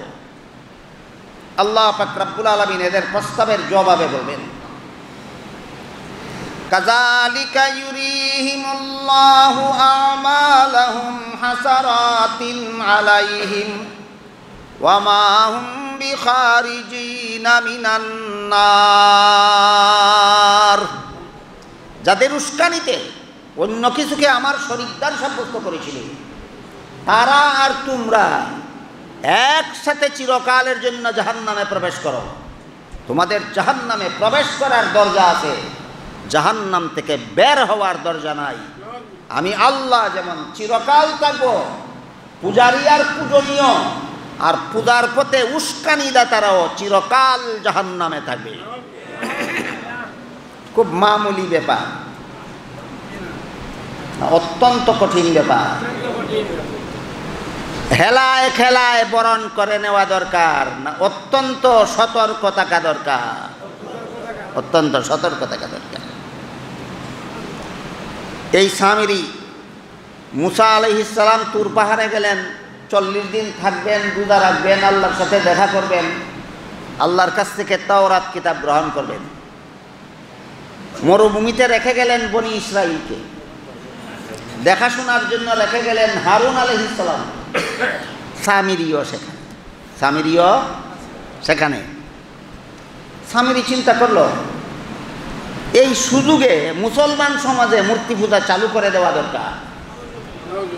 মুনাফিক কি চিন্তা লক্ষ্য করে দেব, যার অন্তরে মূর্তি পূজার ভালোবাসা বিদ্যমান, সে যে কোনো সুযোগে মুসলমানদের মধ্যে মূর্তি পূজা চালু করে দেওয়ার শয়তানি চক্রান্তে লিপ্ত থাকে।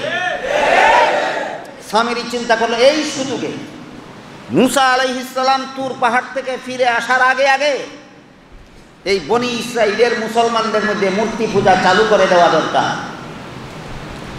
এই মূর্তি পূজাকে চালু করে দেওয়ার জন্য সে একটা জঘন্যতম অপকৌশল অবলম্বন করল। কি অপকৌশল অবলম্বন করলো? এবার সেই ঘটনা শুনুন। হযরত মুসা আলাইহিস সালাম যখন সাগরের পানির ফাঁকের রাস্তা দিয়ে পার হয়ে যাচ্ছিলেন, আগে আগে মুসা আলাইহিস সালাম তার অনুসারীদেরকে নিয়ে পার হয়ে যাচ্ছেন, আর পিছে পিছে ফেরাউনও তার বাহিনী নিয়ে সেই পানির ফাঁকের রাস্তায় ঢুকে পড়েছে। দুই দলের মধ্যে দূরত্ব নাই, এক দল আর এক দলকে লাগাল পায় অবস্থা। লাগাল পাইলে তো হামলা করে বসবে। এই জন্য আল্লাহ পাক রব্বুল আলামিন জিবরিল ফিরিস্তাকে বললেন, আপনি একটা ঘোড়ায় সোয়ার হয়ে দুই দলের মাঝামাঝিতে অবস্থান করুন সাগর পার হওয়ার পথে। আল্লাহর হুকুমে জিবরাইলের জন্য ঘোড়া সংগ্রহ করা খুব কঠিন হবে। আল্লাহ জিবরিলকে বললেন, আপনি একটা ঘোড়ায় সোয়ার হয়ে মুসা আলাইহিস সালামের অনুসারী আর ফেরাউনের অনুসারীর মাঝামাঝিতে অবস্থান করুন। আপনার কারণে ফেরাউনের কোনো বাহিনী যেন মুসা আলাইহিস সালামের কাউকে যেন হামলা করার সুযোগ না পায়। আগে মুসা আলাইহিস সালামের দল, পিছে ফেরাউনের দল, আর মধ্যে ঘোড়ায় আরোহিত অবস্থায় জিবরিল, মধ্যে ঘোড়ায় আরোহিত অবস্থায় জিবরিল। এই সামিরি তখন জিবরিল আলাইহিস সালামের পিছনে মুসা আলাইহিস সালামের দলভুক্ত অবস্থায় থাকে আর দেখে জিবরিলের ঘোড়া যেখানে পা রাখে সেখানে সাথে সাথে ঘাস উঠে যায়। জিবরিলের ঘোড়া যেখানে পাও রাখে সেখানে সাথে সাথে ঘাস গজাইয়া যায়। সে ভাবল নিশ্চয়ই এই মাটির মধ্যে একটা অ্যাকশন আছে, এখান থেকে কিছু মাটি আমি সংরক্ষণ করে রাখলে সময়ে কাজে লাগবে। এই চিন্তা করে সামিরি জিবরিলের ঘোড়ার পদাঙ্ক থেকে কিছু মাটি তার সংগ্রহে রেখে দিল। ওই পারে গিয়ে যখন মুসা আলাইহিস সালাম এদেরকে রেখে তুর পাহাড়ে গেলেন, সামিরি চিন্তা করলো এই মাটিটা এখনই কাজে লাগাইয়া মুসা আলাইহিস সালাম ফিরার আগে আগে মুসলমানদেরকে মূর্তি পূজায় লিপ্ত করার একটা ব্যবস্থা করা দরকার। মূর্তি পূজারীরা, মূর্তির প্রতি যাদের অন্তরে ভালোবাসা থাকে, তারা কত বড় জঘন্যতম চক্রান্তকারী হয় চিন্তা করে দেখুন। এদিকে বনি ইসরাইল মিশর থেকে বিদায় হওয়ার সময় বনি ইসরাইলের অনেক মেয়েদের কাছে মিশরবাসী নারীদের কিছু জেওয়ার জাতি রয়ে গিয়েছিল, বিভিন্ন অনুষ্ঠানে ব্যবহার করার জন্য তারা দাঁড় করে এনেছিল। বনি ইসরাইলের কিছু মেয়ে লোকেরা মিশরবাসী কিছু মেয়ে লোকদের কাছে দাঁড় করে কিছু জেওয়ার গয়নাপত্র গ্রহণ করেছিল তাদের ধর্মীয় অনুষ্ঠানে যোগদানের জন্য। বিদায় হওয়ার সময় এতটুকু সুযোগ তারা পায়নি, দাঁড় করা জেওয়ারগুলি ফেরত দেওয়ার মতো সুযোগ তারা পায়নি। এই জন্য দেশান্তর হয়ে যাওয়ার সময় ওই মিশরবাসী মহিলাদের কাছ থেকে দাঁড় করা জেওয়ারগুলি বনি ইসরাইলের মহিলাদের কাছে রয়ে গেছিল। এমত অবস্থায় হযরত হারুন আলাইহিস সালাম একদিন তাদেরকে বললেন যে তোমরা মিশরবাসী মহিলাদের কাছ থেকে দাঁড় করে এনেছিলে যে সমস্ত গয়নাপত্র, এইগুলি তোমাদের জন্য আর ব্যবহার করা জায়েজ হবে না। তোমরা এগুলি একত্র করো, আমি সেগুলিকে আগুন দিয়ে পুড়িয়ে দেব। সমস্ত বনি ইসরাইলের মহিলাদের যাদের কাছেই মিশরবাসী মহিলাদের যত গয়নাপত্র ছিল সব একত্রে জমা করলো, দিয়ে দিল। হারুন ইসলাম সেগুলি আগুন দিয়ে জ্বালিয়ে দিলেন। সোনা রূপার জেওয়ার আগুন দিয়ে জ্বালিয়ে দিলে সে বিগলিত হয়ে যায়। সবগুলি সোনা রূপার জেওয়ার আগুনের দ্বারা পুড়ে বিগলিত হয়ে একটা চাকা হয়ে গেল। এমত অবস্থায় সামিরি মুষ্টিবদ্ধ একটা জিনিস নিয়ে সেখানে দাঁড়িয়ে আছে। হারুন ইসলাম বললেন, তোমার মুষ্টিতে কি আছে তাও এখানে দাও। হারুন ইসলাম ভাবলেন তার মুষ্টিতেও হয়তো কিছু জেওয়ার এমন আছে, এই জন্য তিনি বললেন যে তোমার মুষ্টিতে কি আছে তাও এখানে দাও। বলতে পারে না তারা এ সময় সামিরির মুষ্টিতে কি ছিল? ওই জিবরিলের ঘোড়ার পায়ের দাগের মতো। সামিরি বলল, হ্যাঁ আমি অবশ্যই আপনার হুকুম পালন করব, আমার মুষ্টিতে যা আছে তাও আমি এখানে দিয়ে দেব, কিন্তু এর আগে আমি আপনার কাছে অনুনয় বিনয় করে বলছি, একটা আবদার করতে চাই। নবীর কাছে একজন উম্মতে একটা আবদার করতে চায়। নবী সরল মনে বললেন, বলো কি আবদার করতে চাও? বলল, আপনি দোয়া করুন, আমি এটি দিয়ে দিলে পরে আমার মনে একটা বাসনা আছে সেটা যেন আল্লাহ পূরণ করে দেয়। আমি এটা দিয়ে দিলে পরে আমার মনের একটা বাসনা আছে, একটা কামনা আছে, আমার মনের বাসনা যেন আল্লাহ পূরণ করে দেয়। নবী সরল মানে বিশ্বাস করলেন যে একজন মুসলমানের অন্তরে তো আল্লাহর কাছে কোনো কামনা বাসনা থাকলে ভালো কাজের কামনা বাসনাই থাকবে। এই সরল বিশ্বাসে মুসা আলাইহিস সালাম ওয়াদা করলেন, হ্যাঁ ঠিক আছে, আমি আল্লাহর কাছে দোয়া করছি, আল্লাহ যেন তোমার মনের বাসনা পূর্ণ করে দেন। সাথে সাথে সামিরী তার মুষ্টির মাটিগুলিও সেখানে দিয়ে দিল। গলন্ত সোনা রূপার চাকার সাথে মাটিগুলি মিশে গেল। সাথে সাথে সামিরী বলল, এই মাটি মিশ্রিত সোনা রূপার এই চাকাটা যেন একটা গরুর বাচ্চার মূর্তি হয়ে যায়। কি হয়ে যায়? একটা গরুর বাচ্চার মূর্তি হয়ে যায়। এই গরুর বাচ্চাকে বাংলা ভাষায় বাছুর বলা হয়, বাছুর। একটা বাছুর যেন হয়ে যায়। দোয়া তো আগেই মঞ্জুর করে ফেলেছে, আর দিয়া এখন কয় বাসনা আমার এটাই। এই জন্য এইভাবে নবীকে দুঃখা দিয়া নবীর দ্বারা দোয়া করাইয়া এই মূর্তি সে বানাইয়া দিল। এই বাছুরের মুখ থেকে পিছনের রাস্তা পর্যন্ত একটা সুড়ঙ্গ পথ ছিল। এই বাছুরের মূর্তিটা যে সামিরী এইভাবে তৈয়ার করাইল, এই মূর্তির মুখ থেকে পিছনের রাস্তা পর্যন্ত একটা সুড়ঙ্গ পথ ছিল। মূর্তিটাকে যখন প্রবল বাতাসের সামনে ধরত, বাতাস কিন্তু সুড়ঙ্গ পথে আঘাত লাগলে আওয়াজ হয়। লক্ষ্য করছেন কখনো? যত বাঁশি দুনিয়াতে, যত বাঁশুরিরা বাজায় এই পদ্ধতিতেই বাজায়। একটা সরু একটা পথ থাকে, এই পথে যখন প্রবল বেগে বাতাসে আঘাত করে তখন ওই বাঁশি বাজে। যে কোনো বাঁশি বাজাবার সময় আপনারা লক্ষ্য করবেন, একটা চিকন পথের মধ্যে বাতাসের বেগে এই বাজনার সৃষ্টি হয়। ওই বাছুরের মূর্তির মুখ থেকে পিছনের রাস্তা পর্যন্ত যে একটা সুড়ঙ্গ পথ ছিল, এটার মধ্যে প্রবল বাতাস যখন লাগে তখন আশ্চর্য ধরনের একটা আওয়াজ বের হয়। আশ্চর্য ধরনের একটা আওয়াজ বের হয়। তখন সামিরী বনি ইসরাইলের সবাইকে বলতে লাগলো, আচ্ছা তোমরা কি জানো না আমাদের মুসা নবী তুর পাহাড়ে গেছিলেন 30 দিনের জন্য? হ্যাঁ জানি তো। কি জন্য গেছিলেন জানি তো। কি জন্য গেছিলেন? আল্লাহর সাথে সাক্ষাৎ করার জন্য।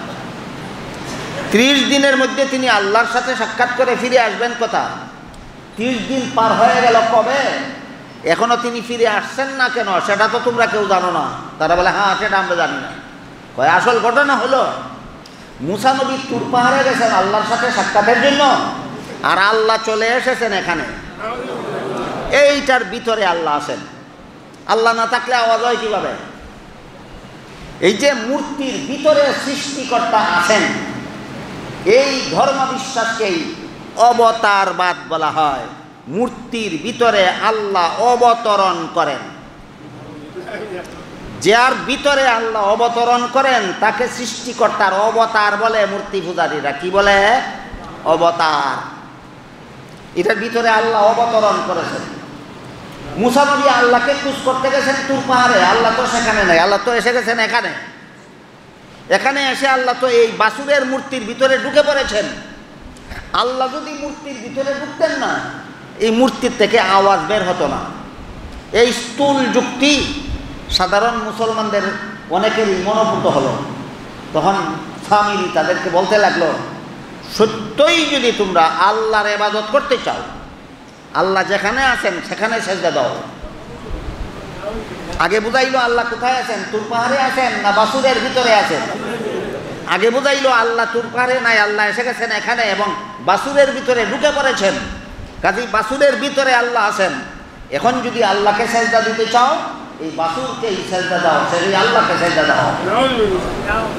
এই যুক্তি দিয়া সামিরী নামের মুনাফিক মুসা আলাইহিস সালামের মুসলমান উম্মতের মধ্যে মূর্তি পূজা চালু করে দিল। কাজেই একদল মুনাফিক মুসলমান সমাজকে চক্রান্তের মাধ্যমে, চালাকির মাধ্যমে, বাটপাড়ির মাধ্যমে মুসলমান সমাজকে মূর্তি পূজায় লিপ্ত করে দেবে। এটা আজকের নূতন ইতিহাস নয়। কোন মুনাফিক অপকৌশলের মাধ্যমে মূর্তি নির্মাণ করবে, কোন মুনাফিক অপকৌশলের মাধ্যমে মুসলমান সমাজে মূর্তি চালু করে দেবে, কোনো মুনাফিক অপকৌশলের মাধ্যমে মুসলমানের অন্তরে মূর্তির প্রতি ভালোবাসা সৃষ্টি করে দেবে, এটা আজকের নূতন ইতিহাস নয়। যে এই ইতিহাসের গোড়াপত্তন করেছিল সেই মুনাফিক সামিরী। পরবর্তীকালে এমন মুনাফিকি যারাই করবে তারা সবাই সেই সামিরীর উত্তরসূরি বলে সাব্যস্ত হবে। সামিরীর এই চক্রান্তে পড়ে বনি ইসরাইলের মুসলমানেরা 3 দলে বিভক্ত হইল। কত দলে? এক দল গরু পূজায় লিপ্ত হয়ে গেল, বাছুর পূজায় লিপ্ত হয়ে গেল।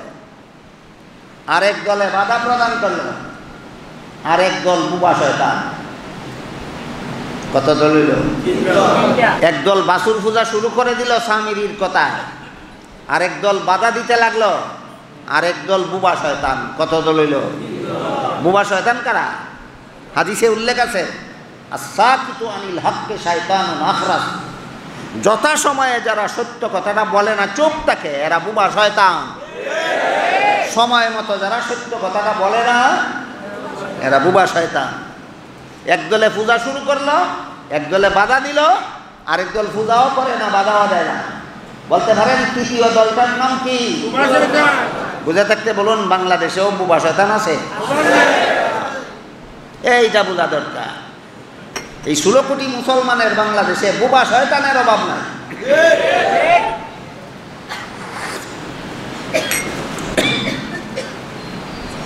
আল্লাহ পাক রব্বুল আলামিন সেদিকে এই ঘটনা দেখেননি। সামিরী যে এত বড় অপকৌশলের মাধ্যমে মুসলমানের মধ্যে মূর্তি পূজা চালু করে দিল, এটা আল্লাহ দেখেননি? না, দেখেছেন? দেখেছেন। আল্লাহ এই ঘটনা দেখে মুসা ইসলামকে বললেন, মুসা, আপনাকে আস্তে ধীরে আসতে বলেছিলাম, আপনি এত তাড়াহুড়া করে আসলেন কেন? আপনাকে বলেছিলাম আপনি স্বস্তিরে তুর পাহাড়ে আসুন, আপনি এত তাড়াহুড়া করে চলে আসলেন কেন? যাকে যিনি ভালোবাসেন তার সাথে দেরিতে সাক্ষাৎ হলেই ভালো, যত তাড়াতাড়ি হয় ততই ভালো। বললেন, আল্লাহ আপনি আপনাকে আমি ভালোবাসি, ভালোবাসার পাত্রের সাথে তার তাড়াতাড়ি সাক্ষাৎ করা যায় ততই ভালো, এই জন্য আমি তাড়াহুড়া করে চলে এসেছি। আল্লাহ বললেন, ঠিক আছে, আমার মহব্বতে, আমার ভালোবাসায় আপনি তাড়াহুড়া করে চলে এসেছেন, ভালো কথা, কিন্তু আপনার উম্মতের খবর কি জানেন? মুসা নবী বললেন, জানি না। বলে, সামিরী এই ঘটনা ঘটাইছে, আপনার অনুপস্থিতিতে সামিরী আপনার মুসলমান উম্মতের মধ্যে মূর্তি পূজা চালু করে দিয়েছে। হযরত মুসা আলাইহিস সালাম তাড়াহুড়া করে 40 দিনের মেয়াদ পূর্ণ করে আল্লাহর বিধিবিধান গ্রহণ করে তুর পাহাড় থেকে চলে আসলেন সেই মরুভূমিতে। এসে দেখলেন একদল মুসলমানের বাছুরের মূর্তি পূজা করে। এদেরকে মুসলমান বানিয়ে রেখে গেছিলেন, এসে দেখেন কি একদল মুসলমানে বাছুরের মূর্তির পূজা করে। আপনাদের বাংলাদেশেরও একদল মুসলমান মূর্তির পূজা করে। এদের কথা আমি গত বছর সবিস্তারে বলেছি আপনাদেরকে, বাংলাদেশের মুসলমানের কোন দলটা মূর্তির পূজা করে। আবারও আপনাদেরকে স্মরণ করিয়ে দিচ্ছি, বাংলাদেশের মুসলমানের কোন দলটা মূর্তির পূজা করে। এরা ব্যানারে লেখে, ঈদুল আজহা ও দুর্গা পূজায় শুভেচ্ছা। লেখে কিনা? ঈদুল আজহায় শুভেচ্ছা, দুর্গা পূজায়, ঈদুল আজহায় শুভেচ্ছা দিয়া আল্লাহকে খুশি করে, আর দুর্গা পূজায় শুভেচ্ছা দিয়া শয়তানরে খুশি রাখে। খুদা भी खुश रहे, শয়তান भी বেজার না হোক। আল্লাহও খুশি থাকুক, শয়তানও যেন অসন্তুষ্ট না হয়। বলুন, সত্যই যদি আপনারা মুসলমান হয়ে থাকেন, আল্লাহরে খুশি রেখেও কি শয়তানকে খুশি রাখা যায়? শয়তানকে খুশি রেখেও কি আল্লাহকে খুশি রাখা যায়? ঈদুল আজহায় শুভেচ্ছা দিয়েও কি দুর্গা পূজায় শুভেচ্ছা দেওয়া যায়? দুর্গা পূজায় শুভেচ্ছা দিয়েও কি ঈদুল আজহায় শুভেচ্ছা দেওয়া যায়? এরাই বাংলাদেশের মুসলমান মূর্তি পূজারী। এরাই বাংলাদেশের কি মূর্তি পূজারী? মুসলমান মূর্তি পূজারী। আরেকজন মুসলমান মূর্তি পূজারী বাংলাদেশের ব্যানারে লিখেছে, শারদীয় ঈদুল আজহায় শুভেচ্ছা। শারদীয় কি? তুমি বুঝে শুনে লিখেছ না না বুঝে লিখেছ? যদি না বুঝে লিখে থাকো তাহলে তুমি একটা গণ্ড মূর্খ, তুমি শারদীয় শব্দের অর্থ জানো না। তুমি যে শব্দের অর্থ জানো না সেই শব্দ ব্যবহার করো কেন? না গালে না ভাবা অঙ্গখানি চুলকাতে যাও কেন? শারদীয় শব্দের অর্থ হইল শরৎকালীন। শারদীয় শব্দের অর্থ হইল শরৎকালীন। শরৎকালে যে যে দেবতার পূজা হয় এই দেবতার নাম দুর্গা। শরৎকালে যে দেবীর পূজা হয় এই দেবীর নাম দুর্গা। তাহলে শারদীয় দুর্গা কি? শরৎকালীন পূজনীয় মূর্তি। শারদীয় দুর্গা বলতে শরৎকালীন পূজনীয় মূর্তি। বুঝে থাকতে বলুন, শারদীয় শব্দের সাথে ঈদুল আজহার সম্পর্ক না দুর্গার সম্পর্ক? এই মুসলমানে এবাদতে আর পূজায় কেমন একটা জগা খিচুড়ি বানাইছে। এই দিক দিয়া বলে ঈদুল আজহা, ওদিক দিয়া বলে শারদীয়। শারদীয় শব্দের সম্পর্ক ঈদুল আজহার সাথে নয়, শারদীয় শব্দের সম্পর্ক দুর্গার সাথে। এ শারদীয় শব্দকে ঈদুল আজহার সাথে জুড়ে দিয়ে ইসলাম ধর্ম আর দুর্গা পূজার ধর্মকে নিয়ে জগা খিচুড়ি পাকিয়ে সামিরির ভূমিকায় লিপ্ত হয়েছে।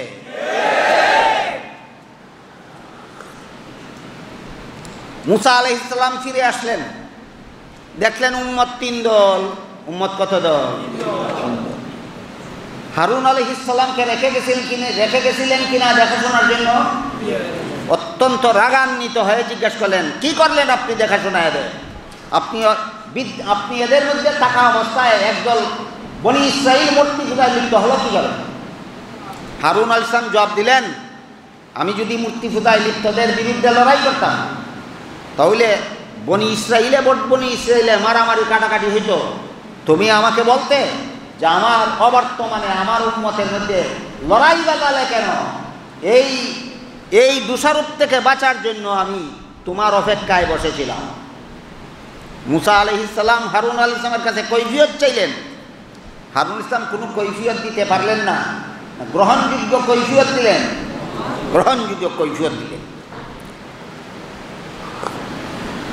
এবার মুসা আলাইহিস সালাম মুসলমান মূর্তি পূজারীদেরকে জিজ্ঞাসা করলেন, এরা কি আসলেই মূর্তি পূজারী না ষড়যন্ত্রকারীর কবলে পড়ে মুসলমান থাকা সত্ত্বেও মূর্তি পূজারী? ষড়যন্ত্রকারীর কবলে পড়ে মুসলমান থাকা সত্ত্বেও মূর্তি পূজারী। এই সমস্ত মুসলমান মূর্তি পূজারীদেরকে মুসা আলাইহিস সালাম জিজ্ঞাসা করলেন, তোমরা এটা কি করলে? তারা বলল, আমরা কিছু করি নাই, যা কিছু করাইছে সামিরি করাইছে।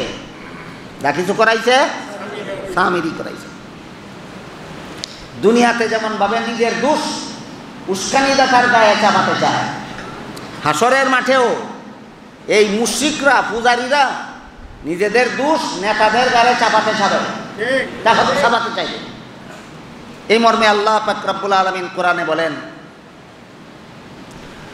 قالوا ربنا أطعنا سادتنا وكبراءنا فأضلونا السبيل إنا أطعنا سادتنا وكبراءنا فأضلونا السبيل ربنا آتهم ضعفين من العذاب والعنهم لعنا كبيرا। যাদের উস্কানিতে গায়রুল্লাহ পূজা করেছিল, আল্লাহ ছাড়া অন্য কিছুর পূজা করেছিল, আল্লাহ হাসরের মাঠে এদের কাছে যখন কৈফিয়ত চাইবেন, এরা বলবে আমাদের কোনো দোষ নাই, এই নেতারা উস্কানি দিয়ে আমাদেরকে এই কাজ করেছিল, এদেরকে দাও। নেতাদের গায়ে দায় দায়িত্ব চাপিয়েই জাহান্নাম থেকে রক্ষা পাবে না উস্কানি দাতা এবং পূজারী উভয় দল জাহান্নামে যাবে।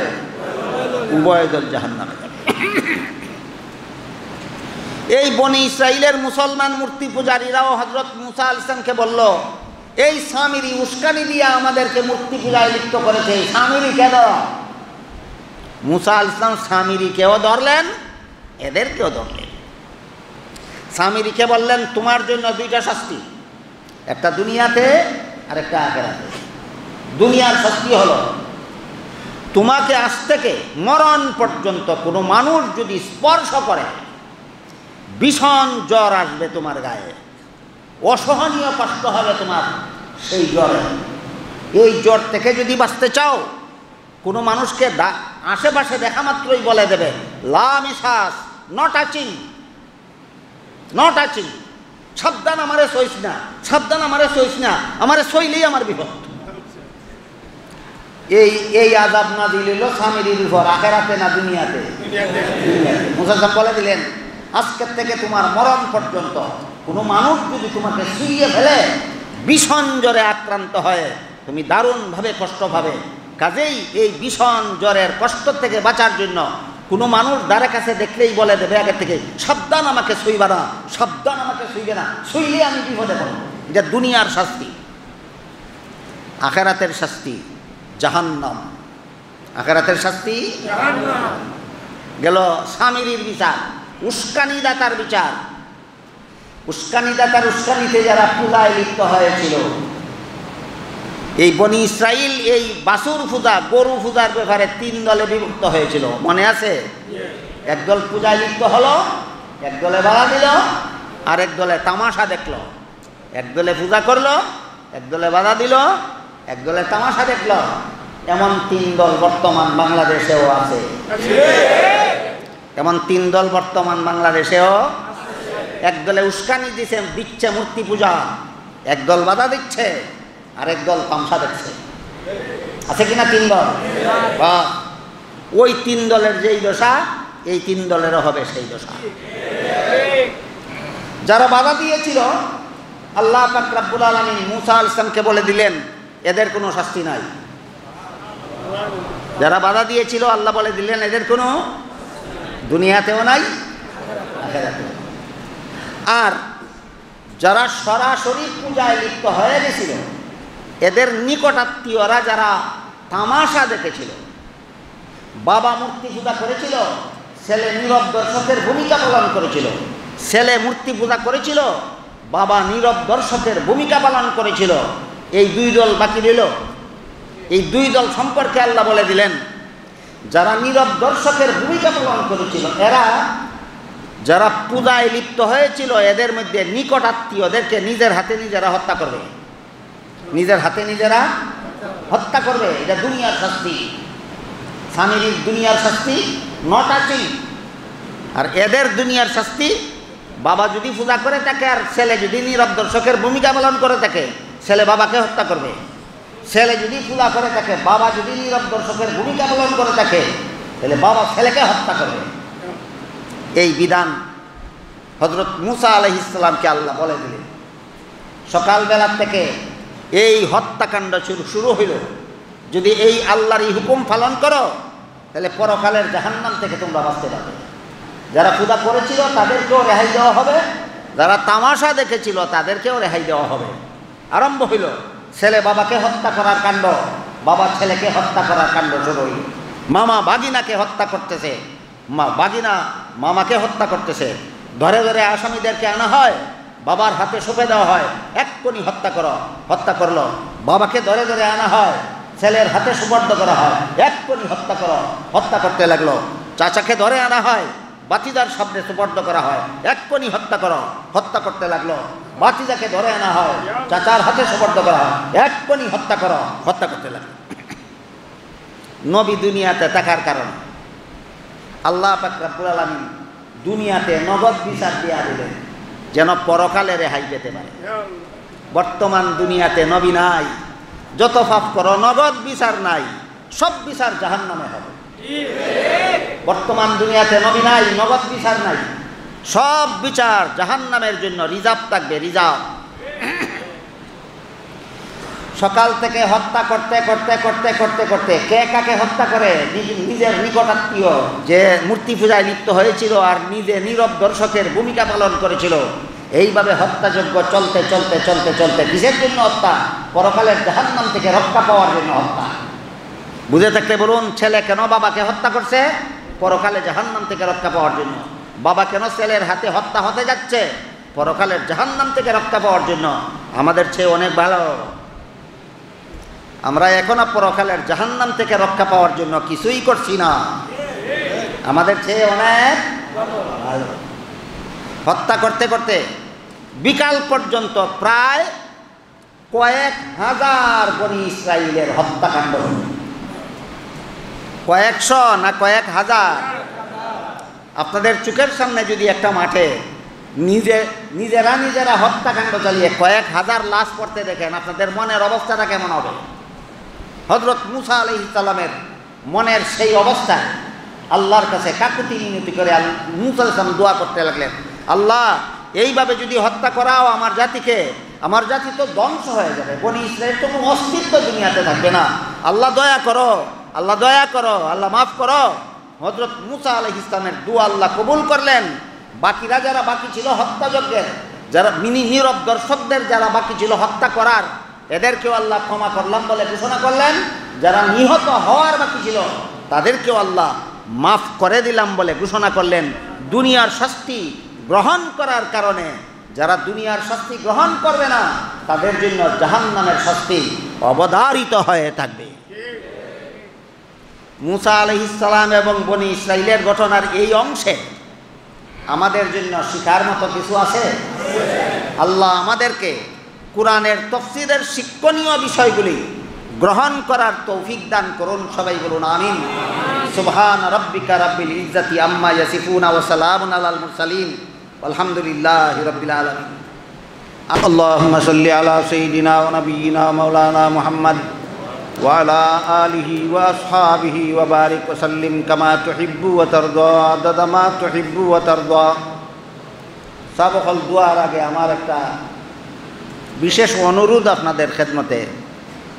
আপনারা জানেন আমি দারুণভাবে অসুস্থ, আমি সোজা হয়ে বসতে পারি না, আমি আপনাদের মতো ফ্লোরে বসতে পারি না, উঠতে পারি না, আমি নামাজে রুকু সেজদা করতে পারি না, আমি হাই কমেট ছাড়া টয়লেটিং করতে পারি না, আমি নিজেও পারি না, কষ্ট হয়, ডাক্তারের পক্ষ থেকেও নিষিদ্ধ। এই জন্য আমি চেয়ারে বসে বসে নামাজ পড়ি, হাই কমেটে টয়লেটিং করি। গ্যাদারিং হলে আমার দারুণভাবে কষ্ট হয়। এই কারণে বলছি যে আপনারা অনেকেই মনের আবেগে আমার সাথে মুসাফা করার জন্য অত্যন্ত গ্যাদারিং করেন, আমার খুব কষ্ট হয়। যাদের মনে মনে মুসাফা করার ইচ্ছা আছে, আপনার নিয়তের কারণে আপনি পুরাপুরি সওয়াব পাবেন, কিন্তু মুসাফার জন্য কষ্ট দিলে সওয়াবটা নষ্ট হয়ে যায়। সবটা নষ্ট হয়ে যাওয়া ভালো না সবটা পেয়ে যাওয়া ভালো? গ্যাদারিং করলে পেয়ে যাবেন না না করলে? এই অনুরোধটাই আপনাদের খেদমতে করি। প্রত্যেক দিন বলা হয়, তারপরে প্রত্যেক দিন কিছু মানুষ গ্যাদারিং করে। কাদেরকে বলা হয় আমার বুঝে আসে না।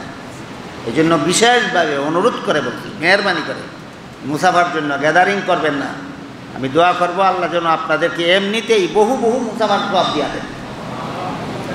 আলহামদুলিল্লাহিল্লাযী হাদানা লিহাযা ওয়া মা কুন্না লিনাহতাদিয়া লাউলা আন হাদানাল্লাহ। রব্বানা যালামনা আনফুসানা ওয়া ইল্লাম তাগফির লানা ওয়া তারহামনা লানাকুনান্না মিনাল খাসিরিন।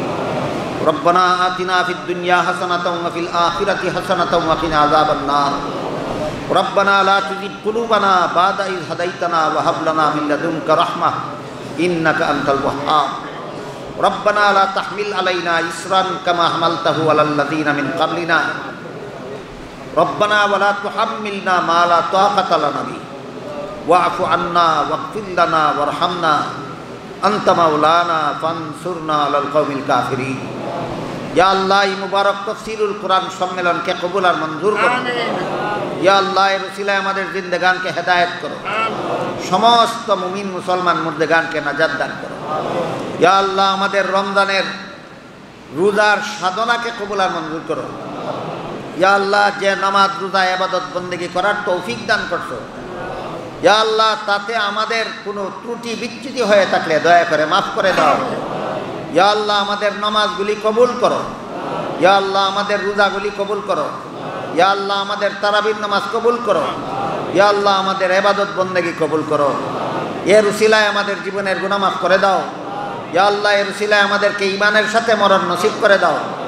ইয়া আল্লাহ এর উসিলায় আমাদের কবরের আযাব মাফ করে দাও। ইয়া আল্লাহ হাসরের মাঠের কষ্ট মাফ করে দাও। পুলসিরাতের পুলের বিপদ মাফ করে দাও। ইয়া আল্লাহ জাহান্নামের আযাব আমাদেরকে মাফ করে দাও। ইয়া আল্লাহ তোমার পবিত্র কোরআনের মর্মবাণী আমাদেরকে যথাযথভাবে বুঝার এবং জীবনে বাস্তবায়ন করার তৌফিক দান করো। ইয়া আল্লাহ রমজানকে আমাদের জন্য রহমত বানায় দাও। রমজানকে আমাদের জন্য মাগফিরাত বানায় দাও। রমজানকে আমাদের জন্য জাহান্নাম থেকে নাজাতের উসিলা বানায় দাও। ইয়া আল্লাহ যত বেমারির পক্ষ থেকে দুয়ার দরখাস্ত করা হয়েছে তাদেরকেও আরোগ্য দান করে দাও। যারা দরখাস্ত করার সুযোগ পাননি তাদেরকেও আরোগ্য দান করে দাও। ইয়া আল্লাহ আমিও একজন জটিল রোগী, আমাকে রেহাই দান করো। ইয়া আল্লাহ হাটাজারির হযরত হাসপাতালে আছেন, ইয়া আল্লাহ শিফায়ে কামিলায়ে আজিলা আতা ফরমাও। ইয়া আল্লাহ যত উলামায়ে কেরাম বুজুর্গানে দ্বীন মুমিন মুসলমান দুনিয়াতে বেঁচে আছেন তাদেরকে হায়াতে তয়্যিবা দান করো।